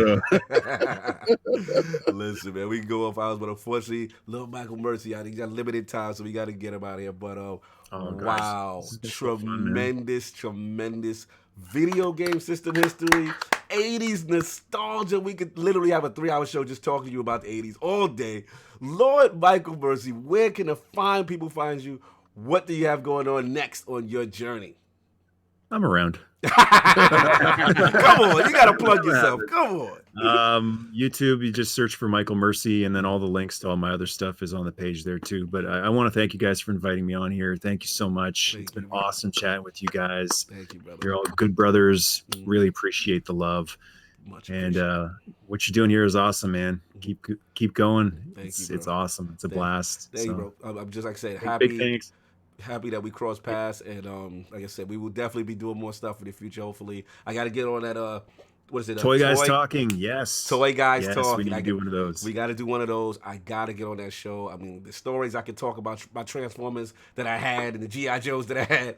Oh, listen, he can talk about the stuff that he have. I can talk about the stuff that I have, and I'll definitely be on the show. Thank you for the eye-gasms, because that room is fantastic. Oh, well, I'm gonna unplug. I don't know what this is gonna do to your audio here, but I'm gonna unplug my microphone. Can we get that tour, sir? And unplug my power here. So, and I'm gonna give you a quick little tour here. Hopefully, I can still hear you when I do that. Let's get it. Well, here. Mm-hmm. Oh wow. Oh wow! Yep. Okay, I can hear you guys. Yep. Can you guys hear me? Yes, we hear you. Okay. Mm-hmm. Okay, we're doing good here. wow! We need some light here. Wow. Let's start with the Transformers. Let's get it. So this is the Transformers wall. Wow! Oh, the Constructicons and the Insecticons. I see Starscream. Wow! Let's go. Let's go. Wow! That look like Cyclonus. Wow! Let's get it. Those are like triple changes, right? Oh, it's an Optimus. You got a bunch of Optimuses. Wow. Yes. That is. And I'm doing this completely blind here. I can't see what you guys are fine, seeing. You just keep going. That's fine. Wow. Scepter. I see Computron with the Technobots. Okay. Yes. Rod, there's a Hot Rod in the bottom. And Rodimus. Yeah, there go Hot Rod. Yep. Yeah. Blaster. Galvatron. Okay. Remember, Blaster. Yeah, remember when they had their own radio? The Autobots finally got their radio. Too. He played music. Yes, Warpath, the mini bots. Wow. If you can, Blaster with the tape deck. Yes, with the tape deck. Let's go. Grimlock's got a little bit with the fire. Indigestion there. Let's get it. Oh, the medic. I had the medic. I was so mad when I got the medic because I really wanted Optimus. Yo, I love the little mini bots, Power Glide. But with those, the aerial bots, let's go. Yes. Omega Supreme. Oh, you even had the what's them dudes? The Protecticons or something? I forgot. They made defensive bots. Yeah. Let's go. Okay. I had the medical one. Oh, I see Jazz. Okay. Yes. The legendary. To me, he was the only black Autobot. I don't care what nobody say. But he was for a while. Yes. Let's get it. Oh, and now we're talking to He-Man. He-Man? What? These are all reissues, but they look just like the originals. Wow. Prince Adam. Let's get it. Wow. Crazy. Did Orko have a toy? I remember Orko. Man at Arms. There we go. Classic. Let's get it. Okay, now who are these? Some of the newer He-Man stuff. Oh, you got the Battle Cat. Oh, yeah. Look at Merman. Yes. Yeah, yo, He-Man was a thing. People don't realize before all that, He-Man was a thing. It was a huge thing with me, but the breakaway thumbs was Who's that? Wait, who's that king? Who's that king? That was like, that was Prince Adam's king, right? Yeah, that's his father. That's his dad, his dad. Yeah, he looked like an Iron Lord. He looked like the original Iron Lord. Yeah. He got murdered, though. That's what's up. There you go. A-Team, let's go. B.A. Baracus. Let's get it. Yes. Let's get it. They don't know about this A-Team, Murdoch and the crew. Woo. Wow. Let's get it. Wow, this is a bro. Did you see the old school jacket? Hold on. He got Centurions? Yes. I'm done. Power Extreme? That's what we doing? Oh, man. This is crazy. That is fantastic. Shout out Picture B $2 Super Chat. He says, "Oh my God, dude! Look at his eyeballs. Look at the eyeballs he put." Yo, I remember Centurions was hot for a minute. Yeah, shout out to your step and goes. He said, "Any Power Rangers in there?" You can tell Luke is young. Oh, wait, that's the Dukes of Hazzard. Chill, bro. With the gold chains. Let's go, BA. Hold on. You got, I see Ninja Turtles. I see Dukes of Hazzard. My Dukes of Hazzard? Wow. It is. I saw a mask. Remember this guy? Oh. Right up. Wow. Let's get it. Did it. We were talking about Hardcastle on McCormick before. Yes. Yeah. That's the car. Oh, that's the car. Wow. This is crazy, bro. This is insane. Wait, is that a Ghostbusters? Was that Stay Puft at the bottom? Yeah, it's Ghostbusters. It was Stay Puft, yes. I saw you, Stay Puft. Oh, pause. He got the fire. Wow. He's got the firehouse. That is insane. Unbelievable. This Voltron. is... So shout out to Stinger. Oh, Voltron, let's go. You got the car one, He got the 15 cars and trucks. He got the 15 cars and trucks. Wow. Lions. There go the Black Lion right there. Shout out to Stinger. He says, do you have the Starsky and Hutch? No. Okay, you don't got the okay, cool. Not yet. Not yet. Soon. No Silverhawks. Silverhawks. Oh, those are sectors. Yes. Sectors. Remember that? Sectors, yes. I remember. You know what? Who was the knockoff Transformers? You got the GoBots? Remember the GoBots? GoBots. No, I don't have the GoBots. The GoBots. Oh, Mega. That's the only one he used to wreck my boy Devastator. I ain't gonna front. He used to wreck Devastator. Ooh, let's go. That's Predacons. I mean, no. Rodimus Prime was my Darth Maul. Wait, who are these guys? I don't remember these guys. Who are these? These are Inhumanoids. Yes, the humanoids. Wow. Dude. Let's go. I'm not gonna let it go, Stinger. I'm not letting it go.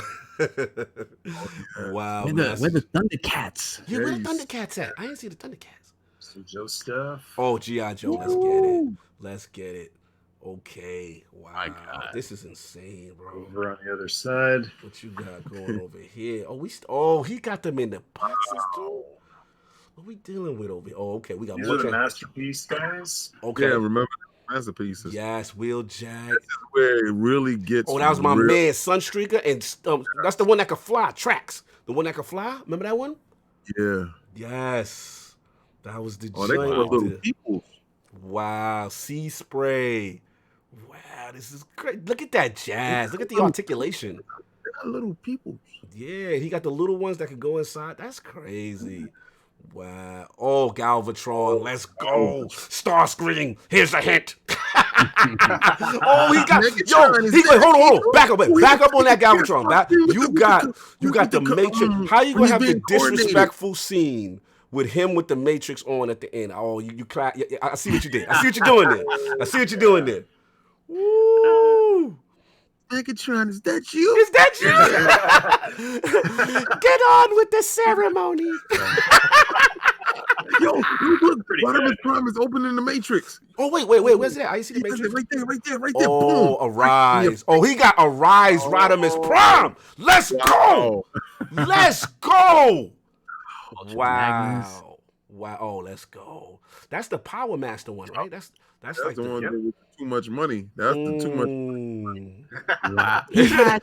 He has him as he's opening the Matrix, and as he starts to grow, he has him standing behind him.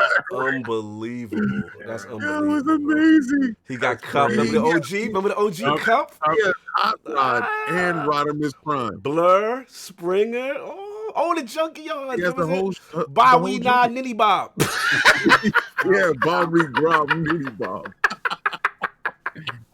Yes, Grimlock. Oh, and remember the kid? Neck. Remember the dude? That was the little one that used to rhyme all the time on his neck.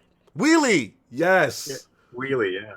Yes. Wow. Unbelievable, bro. These are visionaries with the holograms. Yeah. Visionaries. Let's go. Shout out to Pixabit with $2 super chat. He said, yo, it looks like he jacked toys and things. This is unbelievable, man. Oh, now we talking G.I. Joe? I'm going to tell you right now, if toys come to life, you better get the hell out of your house. Yeah, they're going to want vengeance. Who are these guys? Who are those?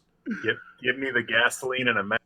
Oh, devastate. Hold on. We not going to go past. The Constructicons form the most powerful robot. Devastator, we shall rule. Yes, let's go.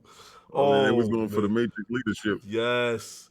Oh, Skyfire. Cops. You guys wait. Tell me, you saw the white one, right? Yes. You saw the white one. That was Skyfire. He was a Decepticon for a little bit, and then he became an Autobot. Yes, but go back to Cops. I forgot about Cops. It was hot for a little bit. Yeah, I remember them. He got a people whole childhood in his room. Straight up. He literally has your whole childhood. Mm-hmm. Hold on. Don't say that's not Rambo. true. Rambo. I think it is, B. I'm looking it up. Yo, please find out. I'm hearing that. I hope that's not true, man. KobeBryant. That's what I'll be saying. KobeBryant, I'm what? just hearing, they saying TMZ report he killed in a helicopter crash. Oh, please, I hope that's not true. Oh, no. My God. Shout out to Victor Alistine with the $2 super chat. Damn, this is a museum. Amazing. Look at these G.I. Joe. Wow. This is Hold on. Do not say that about KobeBryant. Look at the Toys R Us. Oh, man, the logo. Shout out to my boy Italian Clowns. He would love this right here. This is insane. This will bring him life right now. Oh, is that the ultimate one? Let's go. Wow. Look at, I never had any wrestling toys. Roddy Piper had those. Piper. That's crazy. Unbelievable.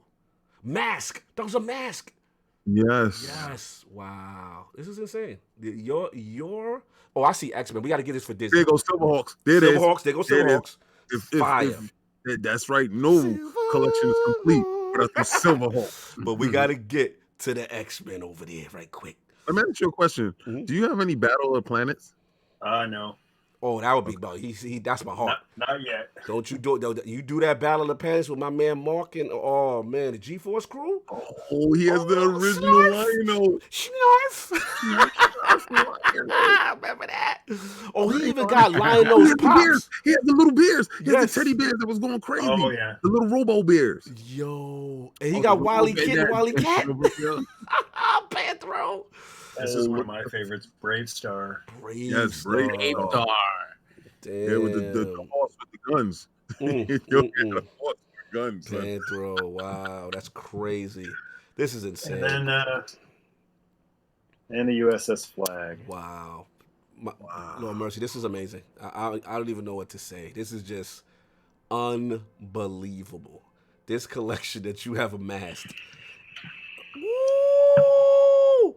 Who these chilling in the corners? You got them playing. Oh, that's Shipwrecked. Playing Pac-Man. Playing Pac-Man in the corner. Let's go. Fire. Oh my God. You know, Shipwreck he would do something like that too. Right on. Dude, that was amazing. Lord Michael Mercy, thank you so much, brother, for giving us. The knee of the realm is bent to you, my friend. The knee. Oh my God. The childhood right there. That's literally our childhood. Is amazing. Thanks for having me on, guys. Thank you. You have a great day, brother. You know you're welcome back in the realm anytime. We will be building up some more. And again, Iron Lord salute. Thank you so much for your time, brother. And Nerd Mistake. Appreciate it, guys. Thank you so much, good brothers. Awesome to meet you. Likewise. Chat with you. Mm-hmm. Thanks so much, everyone out there, for listening. Awesome. Much appreciated. I don't know how to sign off here. It should be a little like, yeah, there you go. Have a good one. I got it.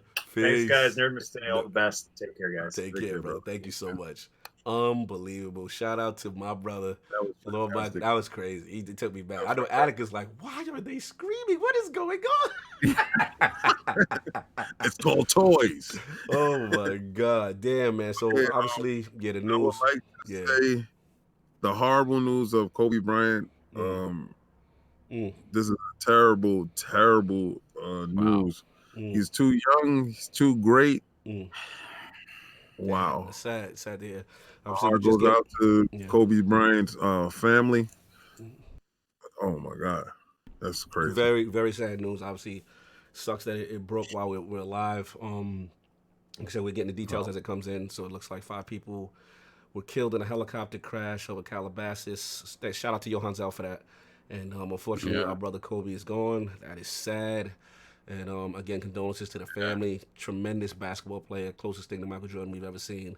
And he is going to be missed. I mean, damn, this sucks. That's crazy. Unfortunately, this made me think about something I saw on Twitter over the week. I just wanted to say, I'll give a shout out to Lord Hazador. Yes. My personal and private. He trolls me all the time, but I love Lord Hazador.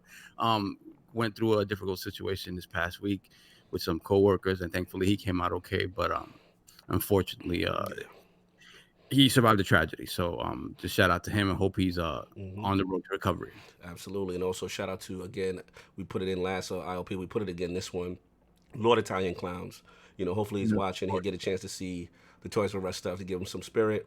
But obviously, we know his wife has gone through this very horrific accident, and she's on the rebound. She's on the mend, but it's a little complicated. So salute to all the round. We'll put the GoFundMe and all that stuff in the chat as well. But man, this is a tough one. Thoughts and wishes go out to Cat Daddy? Yeah, Cat Daddy Fat Stacks. Yes. Brother, we are with you. Wow. Again. It's a tough one. We're gonna try to get through the show.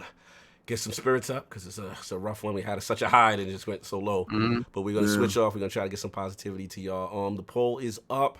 The winner of the 3-way ILP poll. So last week, actually, let's get to the question first. The poll results are in, and the people have spoken to the question. With the rumors of Horizon Zero Dawn coming to PC this year, do you think this will eventually open up the door for the Sony first-party exclusives to launch day and date on PC? The winner of the 3-way ILP poll, dominating 82% of the vote, was yes, the writing is on the wall. Sony wants to profit like any other smart business group. Coming in at second place and only 11% of the vote was this will never happen. Sony's first place party exclusives may only release after group. And in last place at only 5% was I don't care. It's all fun and games until it's my favorite PlayStation exclusive group. So shout out to all the Lords who participated. Lord Addict, what did you think about this? This was last week's poll. I didn't get a chance to gauge your feedback if you're still with us after all that 80s talk that you had to endure. Oh, he's all the way to the bushes. I definitely didn't hear anything I know. you said. Yep, I know. He was in the bushes. I know. I purposely set him up. Need to go to sleep. He got a good nap. He got a good nap in. So yes, Lord Addict, what do you feel about the people who the people have spoken? They said that it's only a matter of time before PlayStation exclusives go day and date on their PS Now, whatever. Well, then they're the ones that's actually paying attention to what's going on. It's like I said when Death Stranding was rumored to go, like all these games that's go into Epic Game Store or go into Steam, Sony owns them all. Sony don't have to let none of this stuff go. Like, it's just a matter of time. They own all that stuff. The what's that game? The movie interactive game they have, Detroit. Yes, they own that. They own the other game that was made for the Epic Game Store. Like, they own them. They don't have to let them go. Yeah. So it's ironic. You go all these years without them letting no games of theirs go to PC, and then before you know it, they start letting all of them go. Yeah, we'll see. I think sooner or later you're gonna see day and day. People don't think that can't happen, but I guarantee within 3 or 4 years it's gonna be day and day. Just want to get that super chat, sir, before we get into the first topic. We got a $5 super chat from I ain't even trying to butcher that. Stacks. That's whatever. ILP crew, I just wanted to thank you for what you do. We appreciate that, man. No doubt. We're going to try to keep bringing you different guests with different tastes, with your feel to it. Because let me tell you something, if it didn't resonate with some of you, I'm pretty sure it resonated with a ton of you. Yes, absolutely. He's a collector just like you. And it's inside of everyone. So, what you take from that is you don't give up on your passions. You see his passion? Did you feel it? Because I felt it. It, bro. It was next level. It was next level. Shout out to Michael Burns, living life to the fullest. That man's living his life. That's what's up, man. So we're gonna get into it, man. So we got maybe like 1 or 2 topics to get through, but let's set this off, man. We're gonna talk about these SSD wars, speed versus power. King ain't liking it already. I'm gonna set y'all on fire. Speed versus power, and some say speed kills.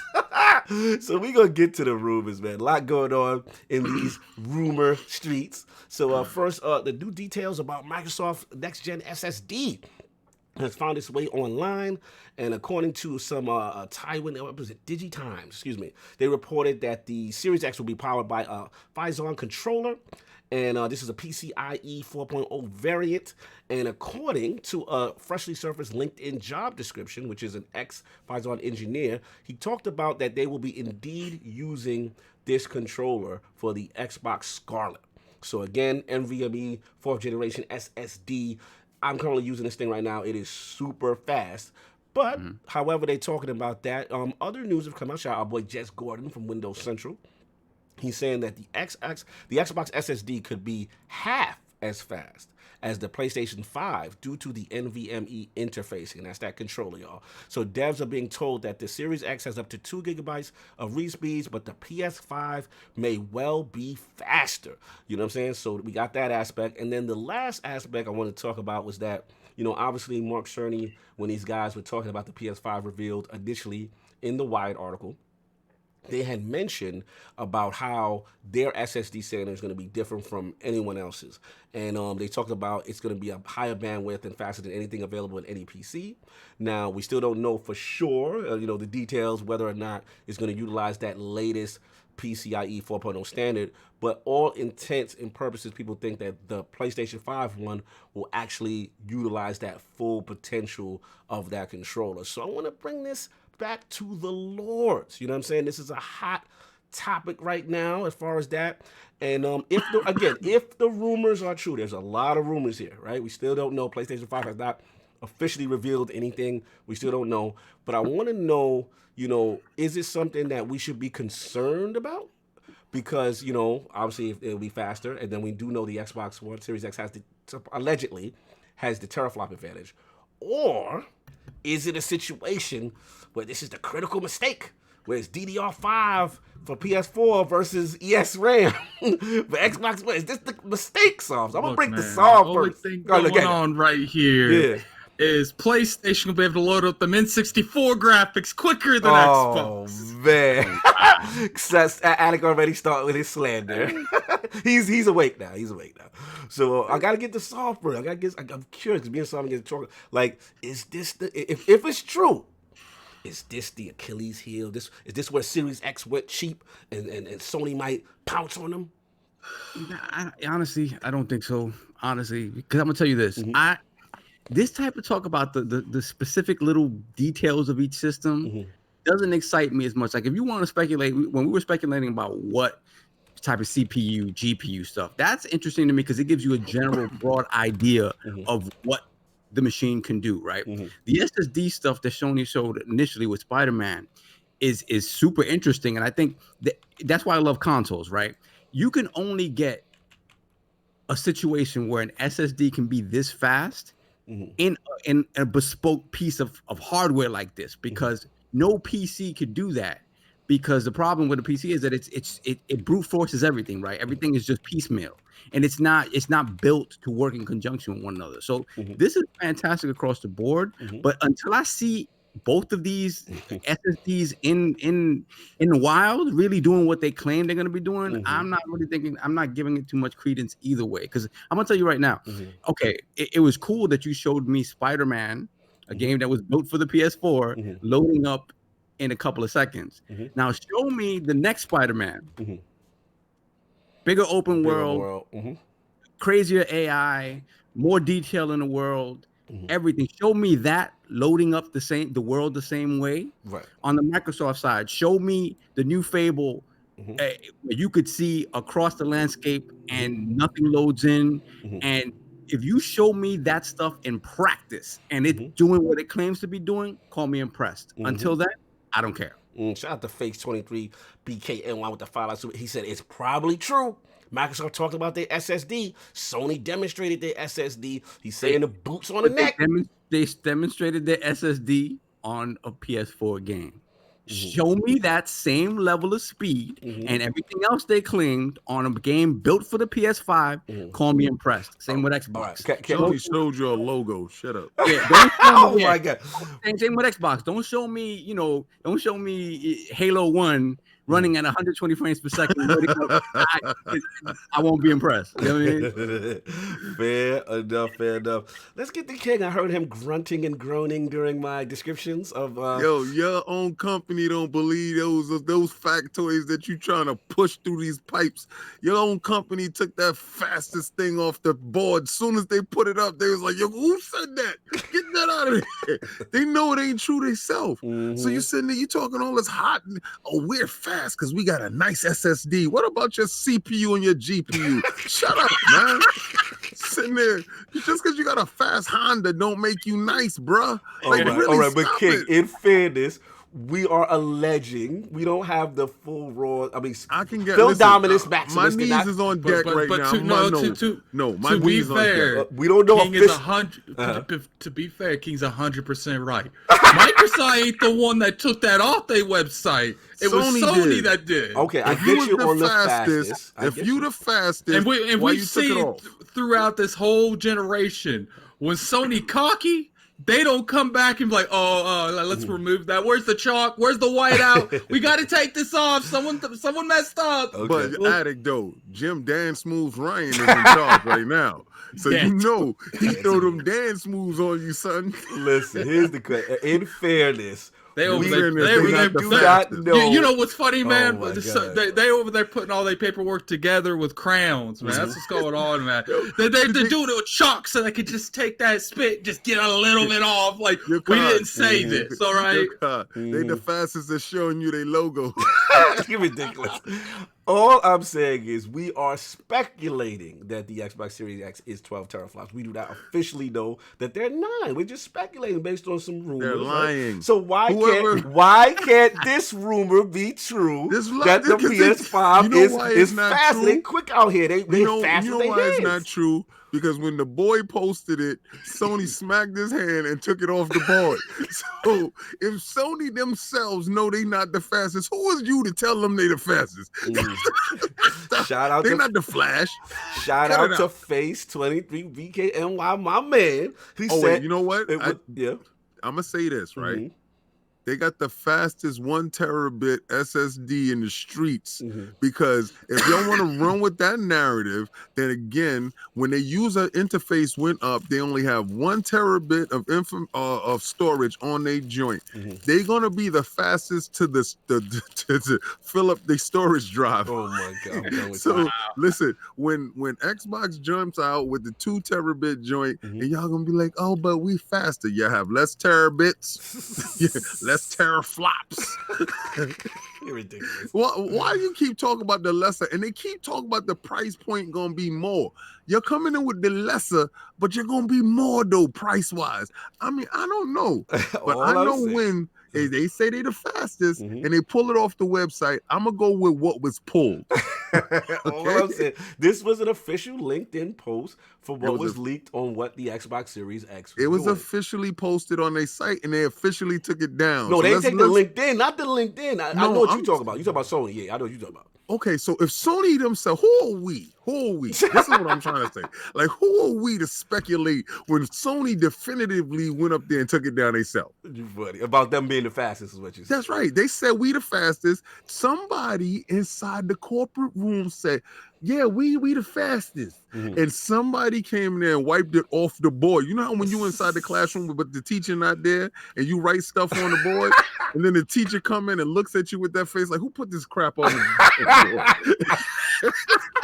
Wow. Yo, get what that it was song. is they had that janitor. They asked him to put that on. Oh, yeah, disrespectful. He just overheard it when he was mopping the floors and thought it was true. We the fastest. But y'all would have run with that 12 versus 9. Yeah, but they got DJ y'all Khaled in there. We don't know for sure, but that 12 versus 9 is official. I heard DJ Khaled, we the would new be marketing saying producer at Sony. We would be saying that 12 versus 9 it doesn't look that well if Microsoft put some kind of job listing and took it down, but they didn't. That's Sony.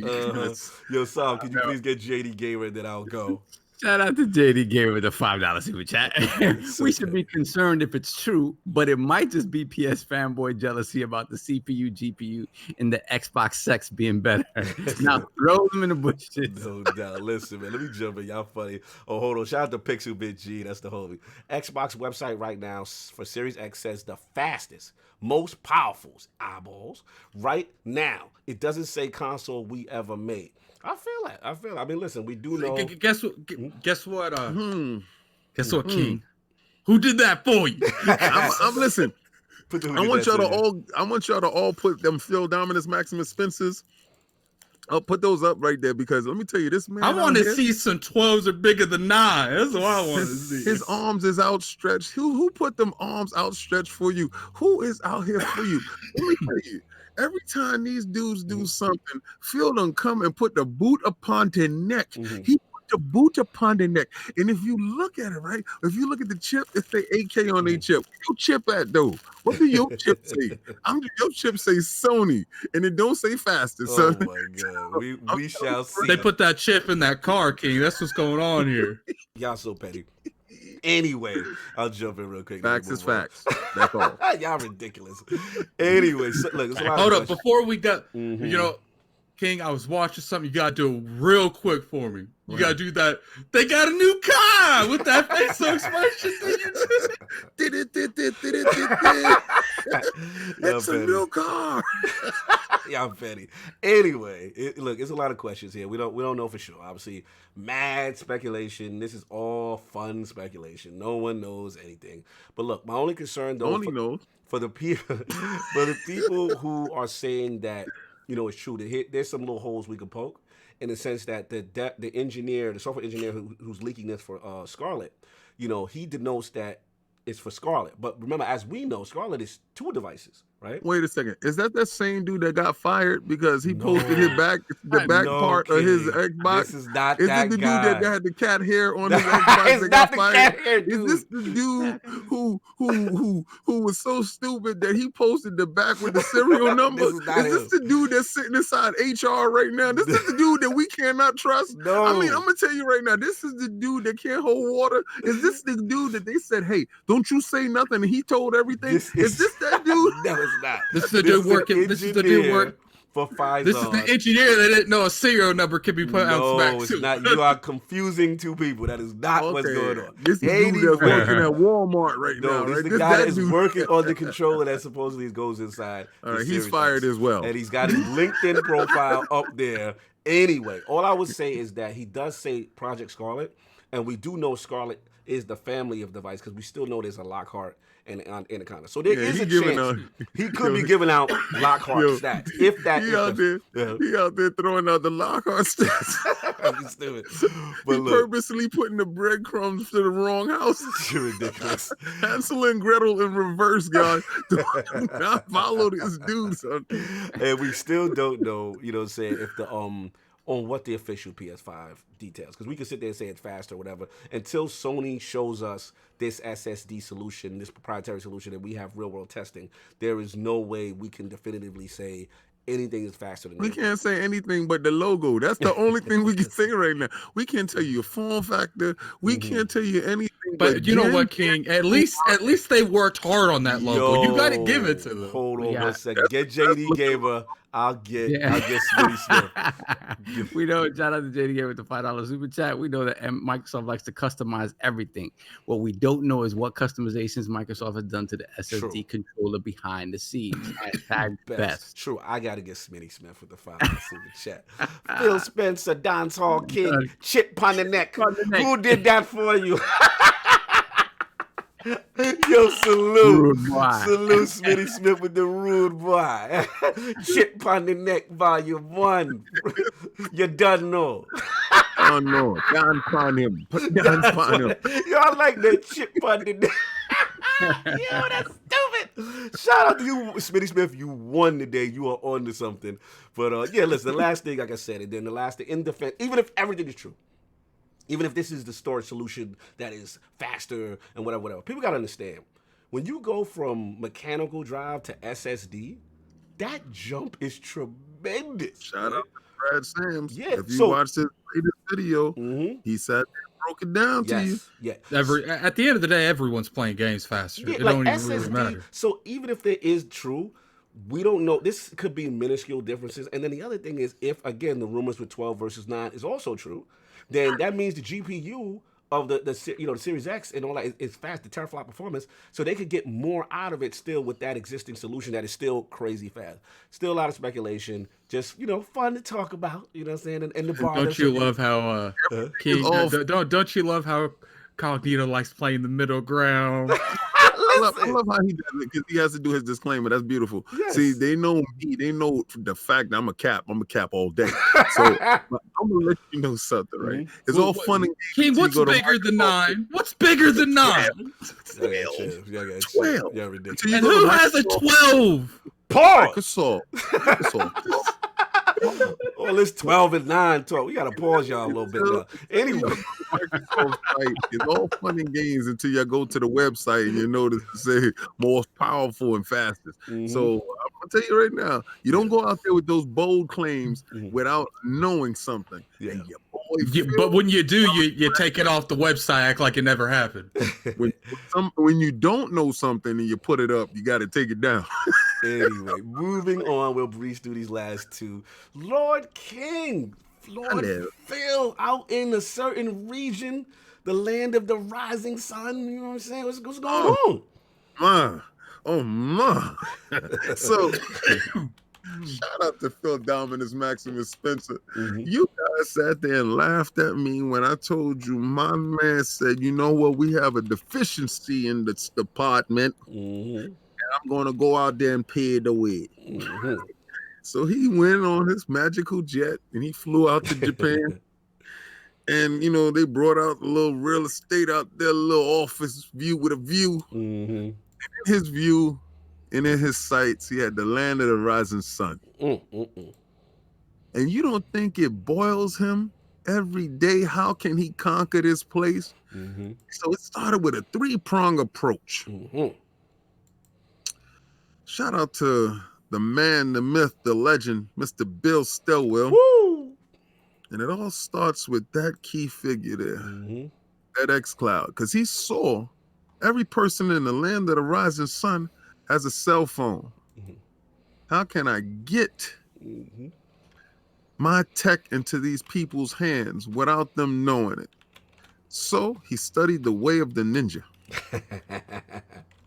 And that xCloud is a sneaky way to get it into your pocket, baby. Okay, I see where you're going.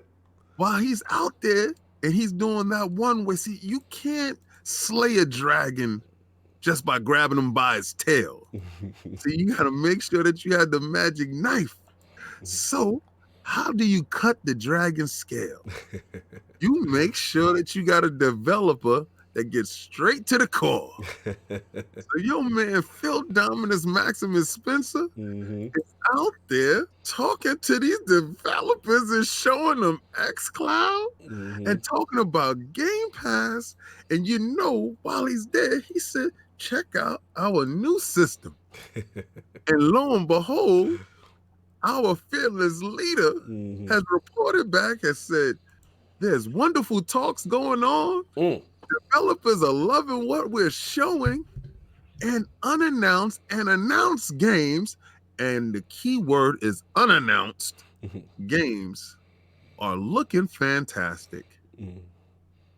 My question to the realm is Phil Dominus Maximus Spencer on to something? Can he win where no other Xbox executive has? Let's get it. Let's go at it. I feel like you're reaching on this one. He not on to something? Man, they couldn't give away Xboxes in Japan. So what about King's Point with the whole the xCloud, the mobile gaming? Any chance there? I mean, I feel like that's a better concept. Maybe if it was done 10 years ago, but I feel like the damage has already been done. The Switch, if people are buying a handheld, 9 times out of 10, they're buying a Switch up there or down there. I don't exactly know where they're located from currently where I am at. But, you know, I hope so that they can do better. I do think xCloud's going to help them in a lot of markets that they don't have currently, but I don't think it's going to be like a drastic, huge improvement. So do you feel he should just stay out the region, just let it go? No, you have to try. That's one of the reasons that they're hurting so much there right now, because people stop trying. Shout out to Jonathan B, the $5 super chat. I heard Phil say, forget it, I'll take it all and acquire Japan. Or hashtag on God and them. Acquire Japan. He said Phil brought Japan. He acquired the whole region. No, you know, they're being one of the biggest things that Microsoft's doing is their library is just more diverse now. You know, it might actually be more beneficial to Japanese gamers because they have more stuff they want to play. Up until now, for the most part, we just had shooters. That's all. A lot of Japan don't care. I do think that they need to buy a couple studios, you know, around that type of the world before people are really going to start going out and supporting that brand. What about this though? Like, we have to say this in reference to Phil. Like, at least I would see in terms of Game Pass, his acquisition of more Japanese titles towards Game Pass. You see the Yakuza stuff coming. You know, do you feel that may point towards like him really trying to, you know, kind of just put his feet down as far as get roots down and making sure that those titles that normally during the 360 era or whatever, like those were missed for the most part. Those are always missed Xbox. I think for the most part, the reason he's trying to get these games is because not necessarily he's trying to get them to win that audience. He's trying to get them to make sure that, you know, up until now, Persona's been exclusive. Yakuza's been exclusive. Like, it's best to have those on your platform that might help you in that region than to not have those platform. And the competition, they pretty much have padded exclusives. They don't really, it's not exclusive. It's just the platform ain't never really tried to get those games till now. Right. And even with the Final Fantasy, right? And then they get all those. People thought that wouldn't happen in the Kingdom Hearts, I believe, the older ones. Yeah, I mean, Kingdom Hearts 1 and 2, I never thought those games would come over to the Xbox but see, platform. This is why I found it baffling that you're just doing this and you're saying this because he did this for you. Who? Like he. And I said that he's doing that for us. I'm saying, like, your level of disbelief is astounding me because he did this for you. Like, you thought it would never happen, and he just turned around and made you a believer, but yet you still give him your backside? There is to a point. It comes to a point where... So you just believe in him to a point? No, after a certain amount of years of those games not being on, I'm sure there is a demographic of people on Xbox that likes those games. That's one of the reasons Kingdom Hearts 3 didn't sell fantastic on Xbox, because we literally never seen a Kingdom Hearts on the platform. But my question to you is this, right? Because you're saying that your level of belief in the man, he wasn't in control before. He's in control now. So whatever those dudes did before, he's correcting their mistakes. This man has actually been walking on water, and you're looking at him like he's not turning water into wine, and you're just saying, I don't believe in you yet. Turning water into wine. Yo, Jonathan B is on Addict Neck. Baffling, ungrateful. He's like fraud alert. He said the disrespect. I'm just being realistic. Dominous. The disrespect. What happened at it? You know. I mean, he brought Yakuza over. He's literally. And why don't you do me a favor there, King? Why don't you go look up the Kingdom Hearts 3 Reminded? Why don't you go tell me the Xbox release date and the PlayStation release date? Listen. No. Let's go this. Why don't you tell me? You tell me. You know it. You tell me. That PlayStation one just came out, and we don't get the Xbox one till like next month or the month after. So we get it next month. In the past, we never got it. True. So that's my point. No, but this is it. So you needed to tell me. My point is that look, at the end of the day, it's not like this is a game that was funded by Sony. Right. This is literally a Kingdom Hearts expansion that the Xbox demographic have to wait up until a month to play. But do we know about the marketing rights? Do we know about any type of exclusive deals that Sony? Why wasn't Kingdom Hearts 3 exclusive? I'm just asking. I'm saying that there seems to be, it has to be some form of a reason as to, like, put it this way: do you think that Microsoft wouldn't want it day and date the same time as Sony? There has to be some type of contractual thing preventing it. I feel like with it only being a month, part of me feels like it was developed first for the PlayStation, and it's still under certifications and stuff to come out for the Xbox. So you're saying that it's not Phil's fault, but Phil is getting it there. Well, it's not. Why isn't it coming out day and day? Yo, you want to date and this date. guy though, he feels that he's not appreciated, man. Yeah, but Very ain't disrespectful. Ain't nobody saying that. Very All I'm disrespectful. saying is It never came there at all for years. Now it comes. Oh, you're a month late. What? But it's like you've never got cheese on your burger before, but now you getting cheese. They say, yo, you gonna get cheese I'm later. just Just not hold gonna- on. let him a ride, second. I'm not gonna argue with this. Go ahead. Like, you know, No, this is clearly, you know what's funny is I'm the only one that plays these games. But And he's doing this he's doing it for you. Because he's not doing this for me. I'm telling you right now. Literally, Phil just said, you know what? I got King in pocket. Let me work on Addict. This is exactly what he just said. DLC. King is in pocket. Let me work on Let Addict. Let me bring the Addict Kingdom. get his bars off. We Yeah, because I gotta hear this. At the end of the day, a whole month, sure, it should still come out. But if it's not coming out day and date, by the time the actual DLC launches on the Xbox, people that got multiple consoles has already picked it up on PlayStation. People's already ruined it from looking up YouTube videos. Like it's ridiculous that the DLC doesn't come out on the platform when the actual game came out. Why is there a month between both? Why is there a month between versions? And my question to you is, do you think, honestly, it's because Phil is not on the ball or not trying to get it on day and date as the PlayStation?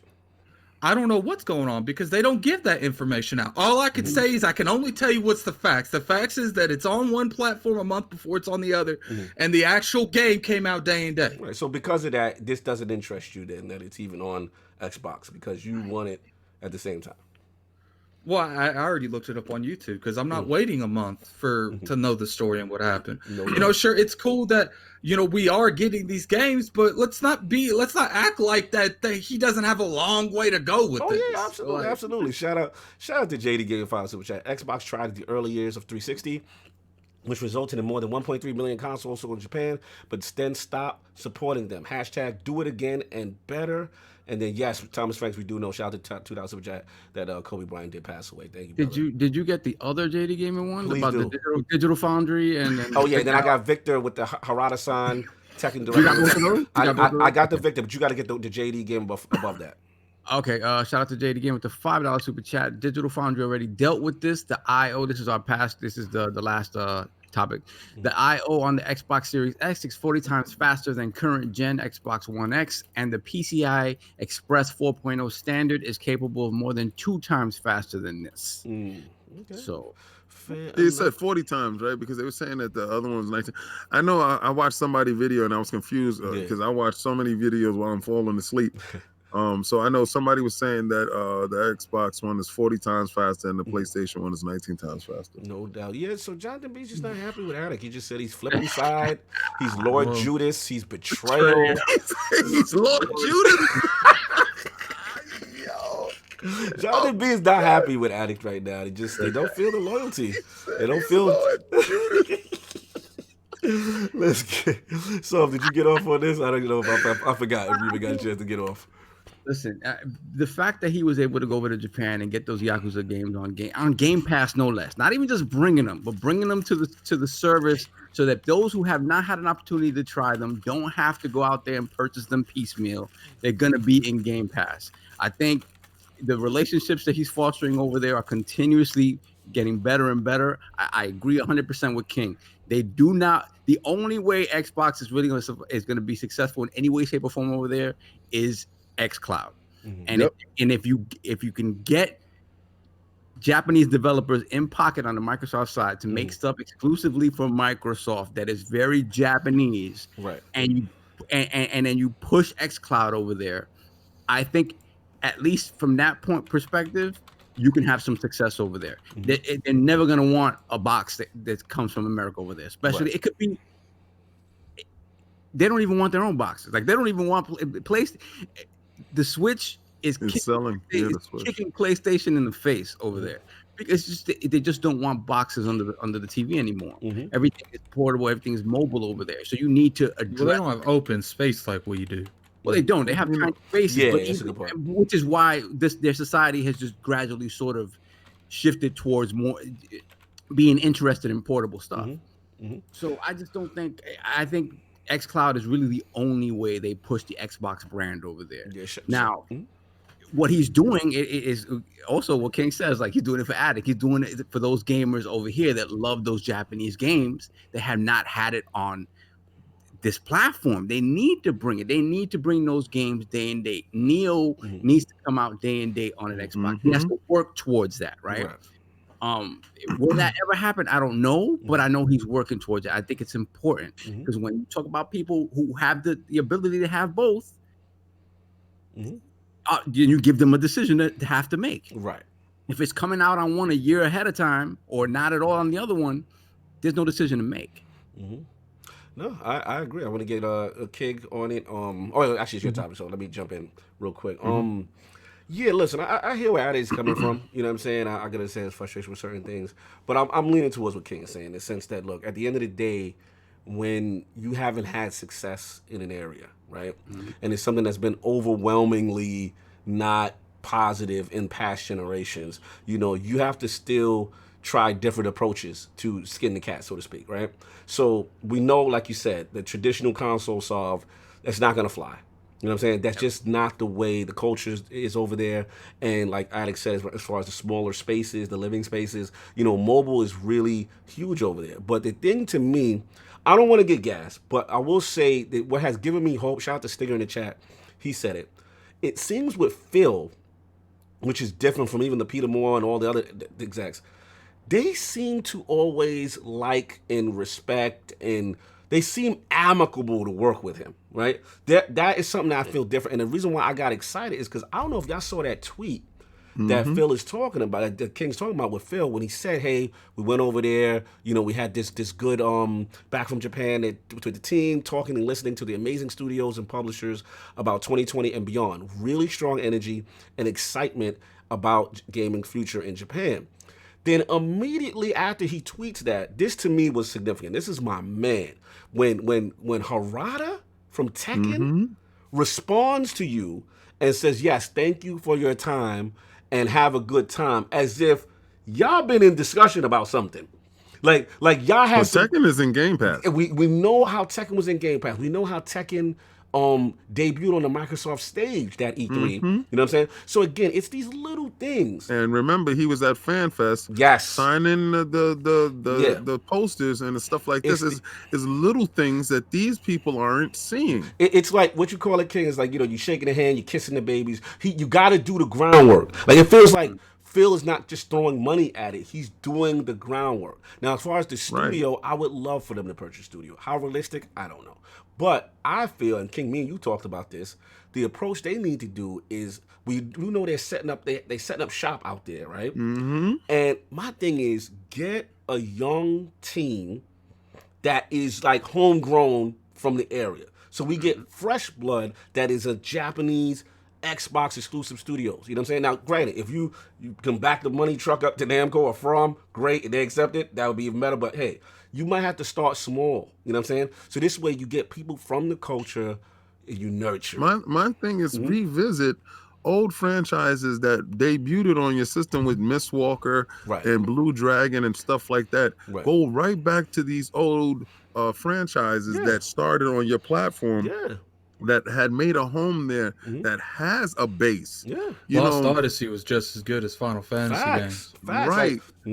Absolutely. See, for Attic, this is why I was more hopeful, to be honest with you, right? Because Attic is more of a Japanese gamer now. You can ask Cognito every year. I'm like, Mistalker's here, man. They're here. They're at E3. Yeah, I know. Remember when me and Seiju? It was one of the E3s we went to. He was in the crowd. Like, he was actually in the crowd. And people thought he was going to be announcing something. And then another year went by where Mr. Walker doing mobile games. Come on, Jonathan. You got to get these chats, man. Oh, my God. Yeah, don't we got like the $5 super chat from Jonathan B. I heard Phil just tweeted that Attic can catch these hands, just so y'all know. Look, man. Hashtag Lord Judas. That's your... Look, man. What's the next one?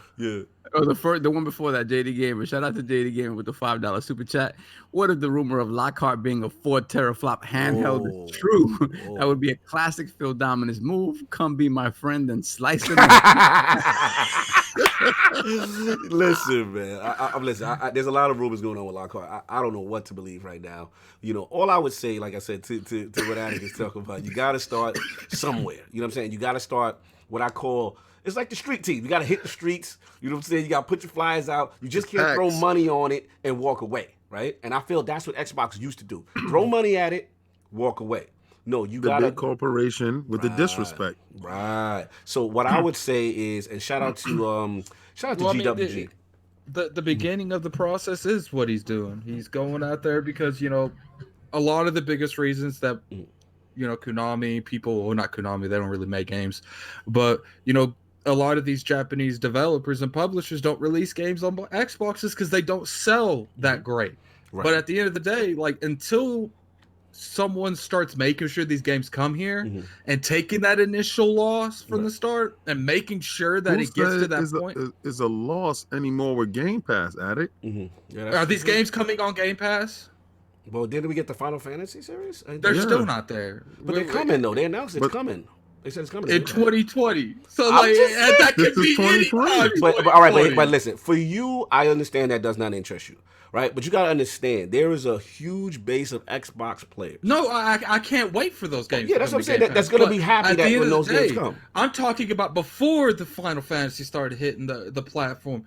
Like, you know, like I said, this Kingdom Hearts 3, it's not coming. The remake thing's not coming out for a month. You know, once these games start coming out, some of them might not sell well the first because there's still a vast majority of games that hasn't came to Xbox that's in that centrosphere.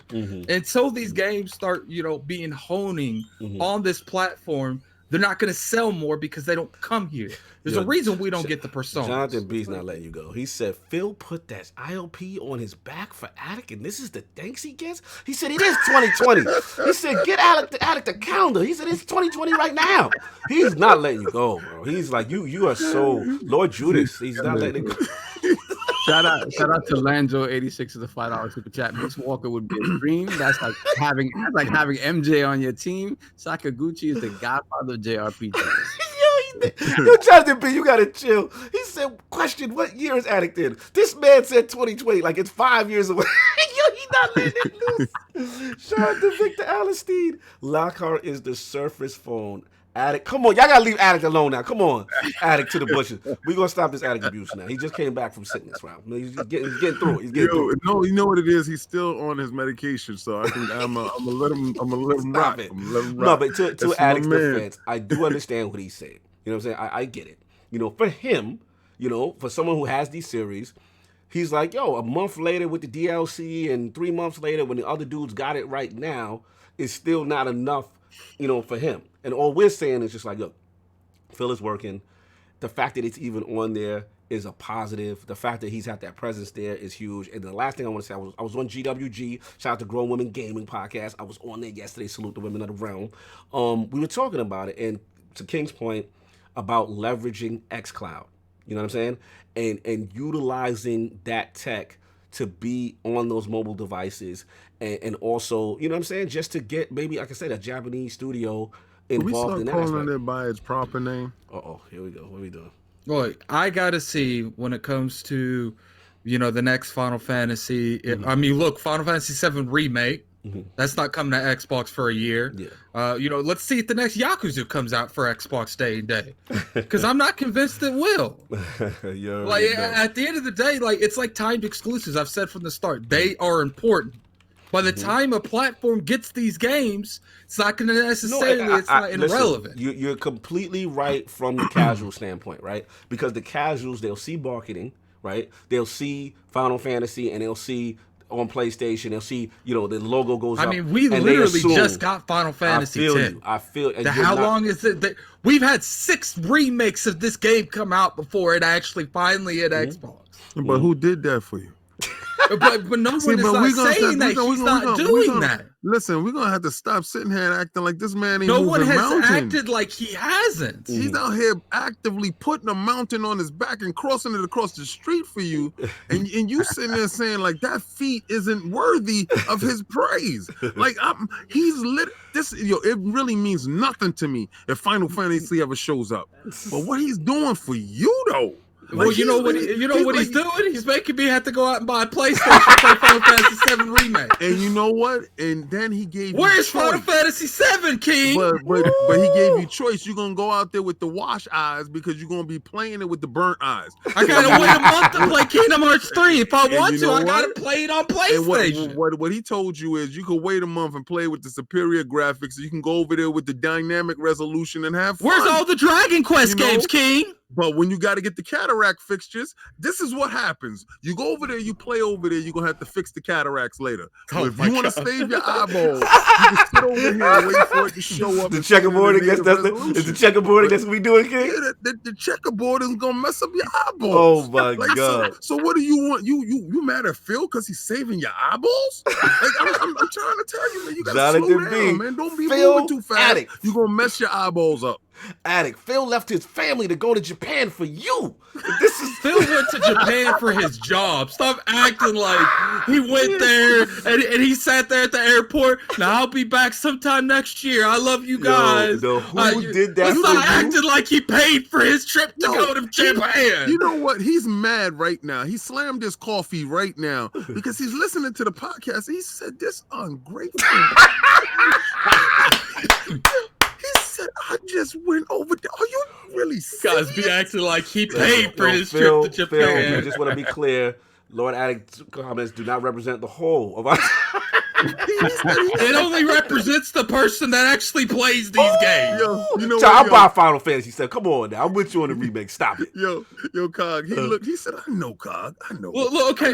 Here's a prime example. Go back and watch the reaction that we had at the Video Game Awards. And the first thing you hear Cognito say, oh, they don't. He thought they were about to announce the 7 remake. He started getting in his bag, and then they didn't. And he's like, that's a mistake. That's a mistake. Listen, we're going to call it how we're going to call it. But the difference is when I see someone putting the effort to try to get things to turn around, that's different. And again, Rome is not built in a day, man. Like, you got to take what you can take. So, yes, does it hurt that it's not day and date when they have theirs? Absolutely. But the fact that, put it this way, what used to disgust me is when you see a situation like Street Fighter or certain games that were on PlayStation and they were like, yo, this is never coming to Xbox. Mm-hmm. That hurts. So there are some in the Xbox base that say, look, all right, y'all got it. I'm cool. I could wait. I got all this other stuff to do. You know what I'm saying? Play. And we'll get it when we get it. And some will say, just like King said with the cataract, they'll say, yo, I'm going to get the best version of the game. So I'll wait with the better fidelity or whatever. Jonathan B said, I heard it's Phil's birthday. He said, nah, fam, Addict keeps me in Japan. Yo, Jonathan B, you got it, man. Smitty Smith had it before. Jonathan B took it back. He not letting this go. He said it's a personal thing that Phil did. And then at the end of the day, it's like we've said for years. How many years have we said we wanted some kind of JRPG exclusive on Xbox? Like, how many years of the generations went by and we still ain't got one? I feel you preaching to the choir. My man working. I don't care what you're saying. My man out there slapping knees, man. He making it happen, baby. And y'all know I'm Peter Moore to the core. Uh-oh. Philly Eagles out here. Philly Eagles out here. Uh-oh. Anytime you make Philly Eagles jump out, so he said this segment is hilarious. Much love to the Lords. Hit the damn like button if you haven't heard for your Attic is back. We know it's fun. We got $5 super chat from JD Gamer. Attic, you have gone to stop this. Phil is bringing you Japan bit by bit. And in 2020 alone, you will see more Japanese games than the last 10 years. Hashtag doing it. Shout out to the Grounded Gamer, brother. Oh, yo, he's not doing well. Please send. Everybody's got that flu. That's my brother Jay Fonzarelli from the RDX podcast. Please you got the flu too? Yeah, he was supposed to be on today. During the retro section. So salute my bro. You know what I'm saying? But yo, salute the Addict for standing on his square, being petty. All I'm saying, people keep bringing the Final Fantasy coming to Game Pass thing. They announced this in 2019. It was like it's coming in 2020. They acted like it was like the beginning. Obviously, we're at the end of the first month, but still, like it would have been more impactful. Really so disrespectful. But it's like, yo, I don't know what medicine they got you on right now. Oh my but God. It must be a Sony brand type of medicine. And right now, you got the Mucinex Sony brand Mucinex. Mucinex, and it's really clogging up your system. And You know we gotta what? get that Mucinex. I do have brand out one of thing here. to say, King. Yes. I expect some Final Fantasies being played by you when that hits Game Pass. I just told you that ain't for me. Listen, I just looked you in your eye. Wait a second, but you know, We're Game Pass. Yeah. Listen, He said Game Pass. No. You never know. But it did. You never know. I might have to. It's Game Pass. Put the Game Pass in the chat for King Fraud. Put the Game Pass. You paid it. I gotta go, you guys. Okay. He knows when Final Fantasy came out later, Addict. He knows when Final Fantasy came out for that PlayStation. I ran out and I purchased it. Mm-hmm. All right. I played Final Fantasy. I played all of Final Fantasy. All right. And when it does hit Game Pass, more than likely I'm gonna talk my son through it. We're gonna go play some Final Fantasy. Mm-hmm. But I want y'all to know the difference between hope and no hope. All right. So because at this point in time, we got hope. Yes. All right. So you have hope. See, when Yakuza wasn't coming, I said, oh, I don't care about that. But now when it hits Game Pass, I'm gonna say, let me check it out. Mm-hmm. Let me see what the fuss is about. Yeah. Because it wasn't a game that I was gonna run out and spend $60 on or whatever. I didn't care for the thug version of Shenmue. That's what I felt it was. I thought it was the drug dealing version of Shenmue, and I did not want to be the drug dealing cartel running Shenmue. Or the bootleg Grand Theft Auto, I just didn't care for it. Mm-hmm. So, but it's in Game Pass. I said, well, let me get it a chance when it shows up. That's the power of Game Pass. Mm-hmm. These are these things that I'm telling you. If he's over into this beautiful foreign land, Mm-hmm. and he has to sell his wares, Mm-hmm. you have to go over there with different wares. You can't go over there with the same thing with this big doofy box and a nasty controller that don't fit in their hand. Mm-hmm. You have to go in with a switchblade or switch army knife with multiple tasks that you can show these people that you're bringing something of worth to their orient, to their country. Right. So he brought xCloud, and we're gonna stop calling it xCloud. We're gonna call it the Stadia killer that it is. It's a joke. Stadia out. Stadia is dead on arrival, and xCloud did that for you. Who did that for you? Who beat back the White Walkers by itself? Jon Snow himself, Phil Dominous, Maximus Spencer. Let's give this man his respect and stop playing like he out here joking around, man. There's no games. The White Walker is dead. He done killed the White Walker. He got the dragon glass. He said, okay, you know what? We can't put these traditional systems in their house. Yeah. Right? They're not doing it. They're buying, they're purchasing Nintendo Switch for the portability of it, for the space saving aspect of it. They're not even really buying PlayStations like that out there. Right. So how can I get this? Oh, they have cell phones. I can do it the sneak way. The same way I put the servers outside of Sony house. I can actually get this app onto their phone. It don't cost nothing to put this app on your phone. And with that, you are in my ecosystem. So what he's doing is he's going to infect them from within. Okay? So, right. Yeah, like he's a xenomorph or something. Yeah. He's going to be part of the ball. Shout out to Stitch with the $2 super chat. Addict to a ride on the Sony car bushes. You want to get JD Gamer solved? Shout out to JD Game with the $5 super chat. IOP and panel and chat. How many Japanese studios do you think Microsoft is buying, building, and what studios do we they are acquiring? Do we know that they're acquiring? I definitely think they're trying to get one for sure. Trying to get one. Yeah. I mean, it'd be great if they built one from the ground up. Like said, Cog, if they built one from the ground up with young talent. Forget the old heads. I don't want the old heads no more because the old heads was fronting, right? You don't think he's doing that? No, I already know what he's doing. So. This is how he gonna get the old heads. The old heads, you finesse them with Game Pass. You get them that upfront bread of what your joint could make when it's over here. You know what I'm saying? They come in pocket. We want the new dudes with the new fresh ideas. Let's get them rock. Shout out to Delilah HD. Google's acquired studio stars.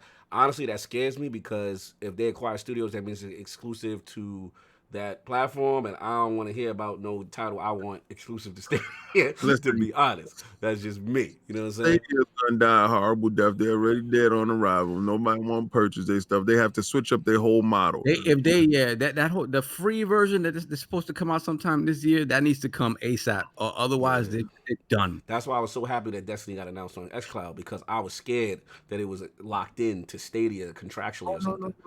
I figured by the time we go to PAX, we be no doubt. Shout out to Jonathan B. We go to PAX, we're gonna be in a raid. $2 super chat. He said Phil showed up to Japan in a Pelly jacket. I'm dead. I'm dead.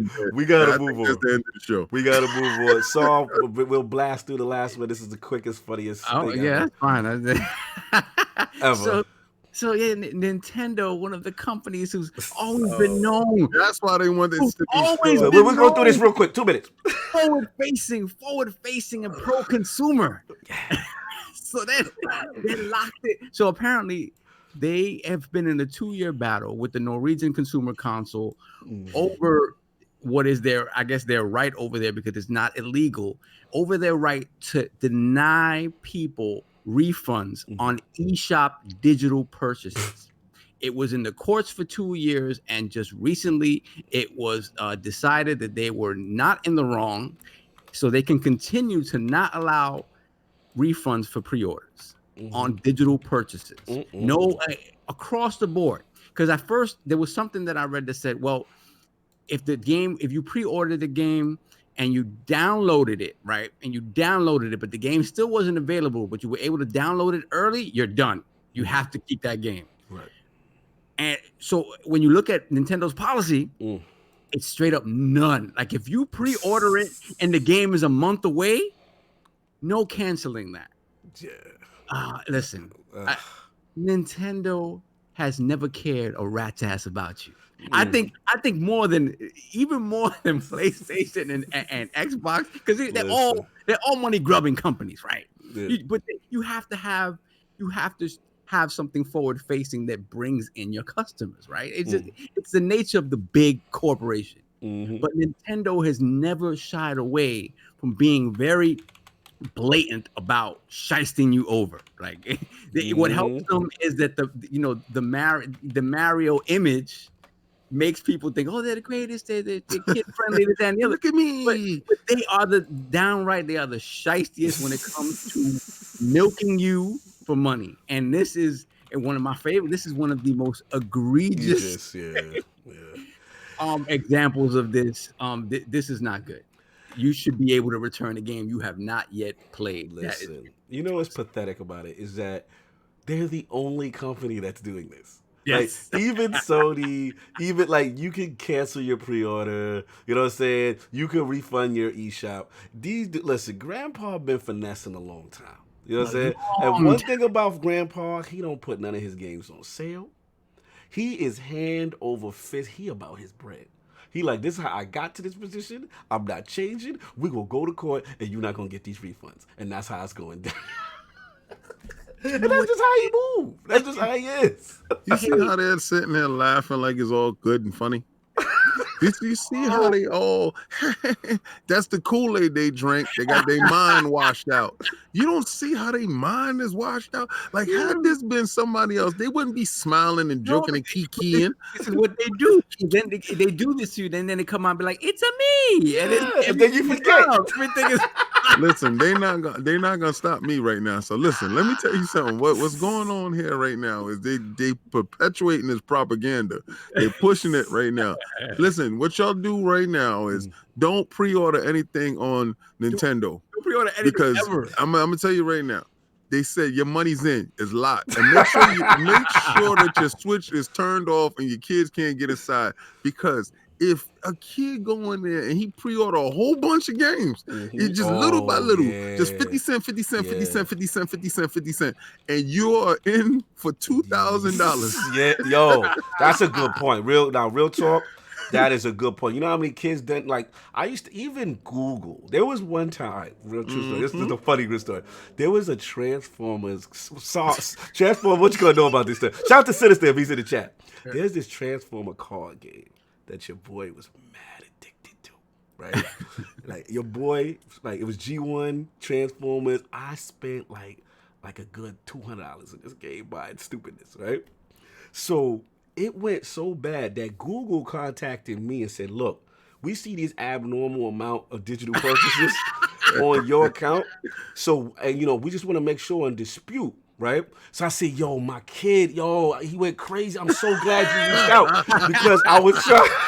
And I was able to get almost a G worth of these purchases off my credit card. Wow. And it was me. It was a me. So that's the power of digital refunds, y'all. And this is the reason why Nintendo does not allow you to bust back. There you go. Shout out to Smitty Smith with the $2. Mario, it's a me. No refund. Oh, no. Bro. Like the soup Nazi, like no soup for you. Yo, I'm Jonathan B. For alert on me, I'm guilty as charged, man. Like, so the fact that how scary is it that if you're a parent of a Switch owner and your kid go buck wild on the eShop, like you're finished. Nintendo don't care. You're done. And you know what Nintendo said? You shouldn't be watching your kids back. We don't give back any dough. Brad, not like this. Sold the Switch lets you cancel free. Get the Soldier Boy console. Get the Kobe. That's what it is, man. But King, you right. We ain't gonna let them go off of this. I mean, when it comes to stuff like we already know, they are the worst. Like they are. Listen, they still got Wii U's for $500. Shout out to Nintendo. Brand new. Right now you can cut that Wii U 500 cash. Listen, I told you there's a reason why I really don't mess with those dudes, and they've been beating me since little. So you can go get a brand new Super Nintendo right now for $750, the same price that it was back then. It's the same price it is right now. Russian, he said the same full manufacturer retail price. That's how they do. That is just true. They don't have Black Fridays. They just have Fridays. That's it. Yo, let's wrap this up. Let's do the poll. We out of here, man. New IOP poll with the rumors of the PS5 apparently having a faster SSD solution than the Series X. Do you think more hardware advantages will eventually be revealed by Sony as we get closer to its launch? The choices are A, yes, Sony's keeping quiet for a reason. Strike back. B, no, Sony is scared. 12 teraflops is greater than 9 teraflops. Or C, I don't care as long as that ES RAM and Connect 3.0 is in the bushes in the Series X. Shout out to all those who participated. Gonna rock the vote. We will get that up there. Iron Lord salute to my gaming brother, my 80s brother, Lord Michael Mercy, who killed it today. Oh my God, the nostalgia, it was just amazing. We could have talked to him literally for 3 hours. The stories, the collection, he was kind enough to give us. You just gonna make me go to Canada. Yeah. Because I'm not even gonna lie, man. He gives stories. And that's just one section of his house. Like it's beautiful. Yeah, it's tremendous, man. I mean, we could just talk for days. So salute to him. Salute to Attic for coming back off the sickness, even though he's very disrespectful to Phil Dominous Maximus today. And he's on that Sony medication. Yeah, we gotta get him off that. We gotta get him off that. He forgot who did that for him. His lungs. Yeah, Scream, we do remember. And again, yes, condolences to KobeBryant. I'm hearing the daughter too. Very sad situation. What, his daughter too? That's what I'm hearing. I'm gonna look more and see if it's true. Hell no. Yeah, man. Shout out to Send in the chat, Scream in the chat, all the people, no doubt. But yo, Saw, let's get us out of here, man. Where can I find people find you? What you got going on? You know, you can find me, Lord Saab IOP on Twitter and BX and PSN Xbox Live. I'm going to work. But when I come back, hopefully get a little bit of Star Wars in, finally get started on that.